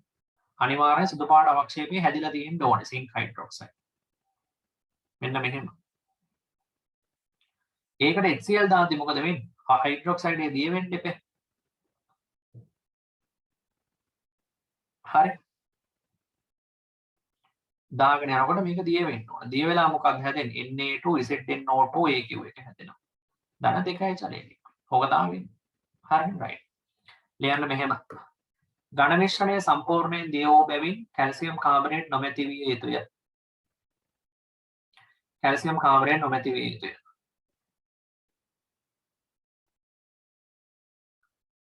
හරි. හරි මේක තමයි මේ HCl දාන කතාවක් කියලා දෙනවනේ ඒකත් ලියමු. මේ තවදුරටත් අම්ල එකතු කරා දැන්. ඒ කියන්නේ දැන් මේක හැදුනම ඒකට අම්ල එකතු කරාම මොකද වෙන්නේ? මම එකක් අපි ලිව්වා කලින් අද පටන් ගත්තේ මේක කියලානේ. මෙතන HCl දෙකක් දානකොට මොකද වෙන්නේ? ආයි සිංකේ හයිඩ්‍රොක්සයිඩ් අවක්ෂේප වෙන්න ඕනේ. සෝරි මේ සුදු අවක්ෂේපයක් හැදෙනවා HCl ක්‍රමයෙන් එකතු කරගෙන යනකොට මේ සිංක හයිඩ්‍රොක්සයිඩ් හැදෙන්නේ. ධන දෙකයි NaCl. ඒක මොකද වෙන්නේ ආයි පාරක්? ඒකට වැඩිපුර HCl එකතු කරගෙන යන ආයි පාරක් දිය වෙනවා. ඒක තමයි ඔය කියන්නේ. සිංකේ ක්ලෝරයිඩ් එකයි ජලය හැදෙනවා. මෙයා ඒතර අවක්ෂේපය ආයි දිය වෙනවා. ඒකේ.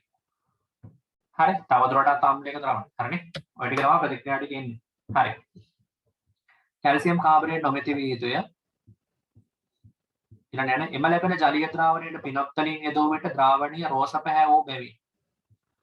එම ලැබෙන ජලීය ද්‍රාවණයට පිනොප්තලින් යෙදූ විට ද්‍රාවණීය රෝස පැහැ වූ බැවින් ද්‍රාවණය බාෂ්මික විය යුතුය.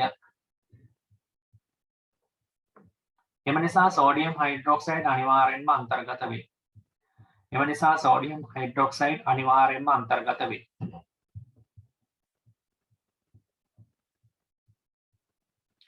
ඊළඟ ඉහත ද්‍රාවණයට HCl යෙදීමේදී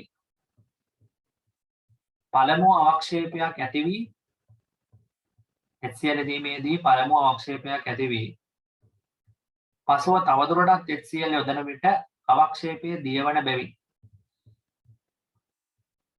මෙහි පවතින අනෙක් සංයෝගය සිංක් නයිට්‍රේට් බව හඳුනාගත හැකියි.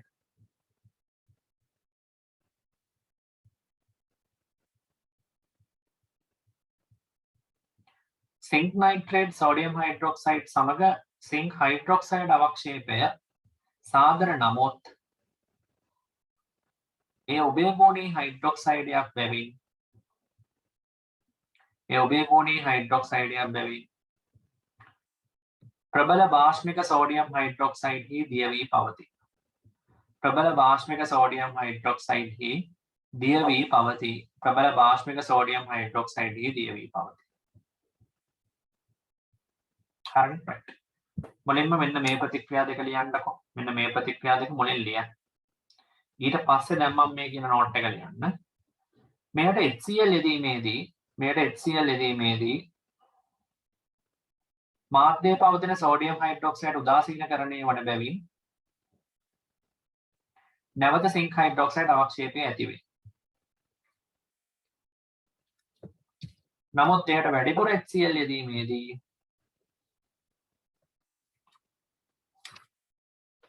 නැවත එම අවක්ෂේපය දිය වේ. නැවත එම අවක්ෂේපය දිය වේ. නැවත එම අවක්ෂේපය දිය වේ.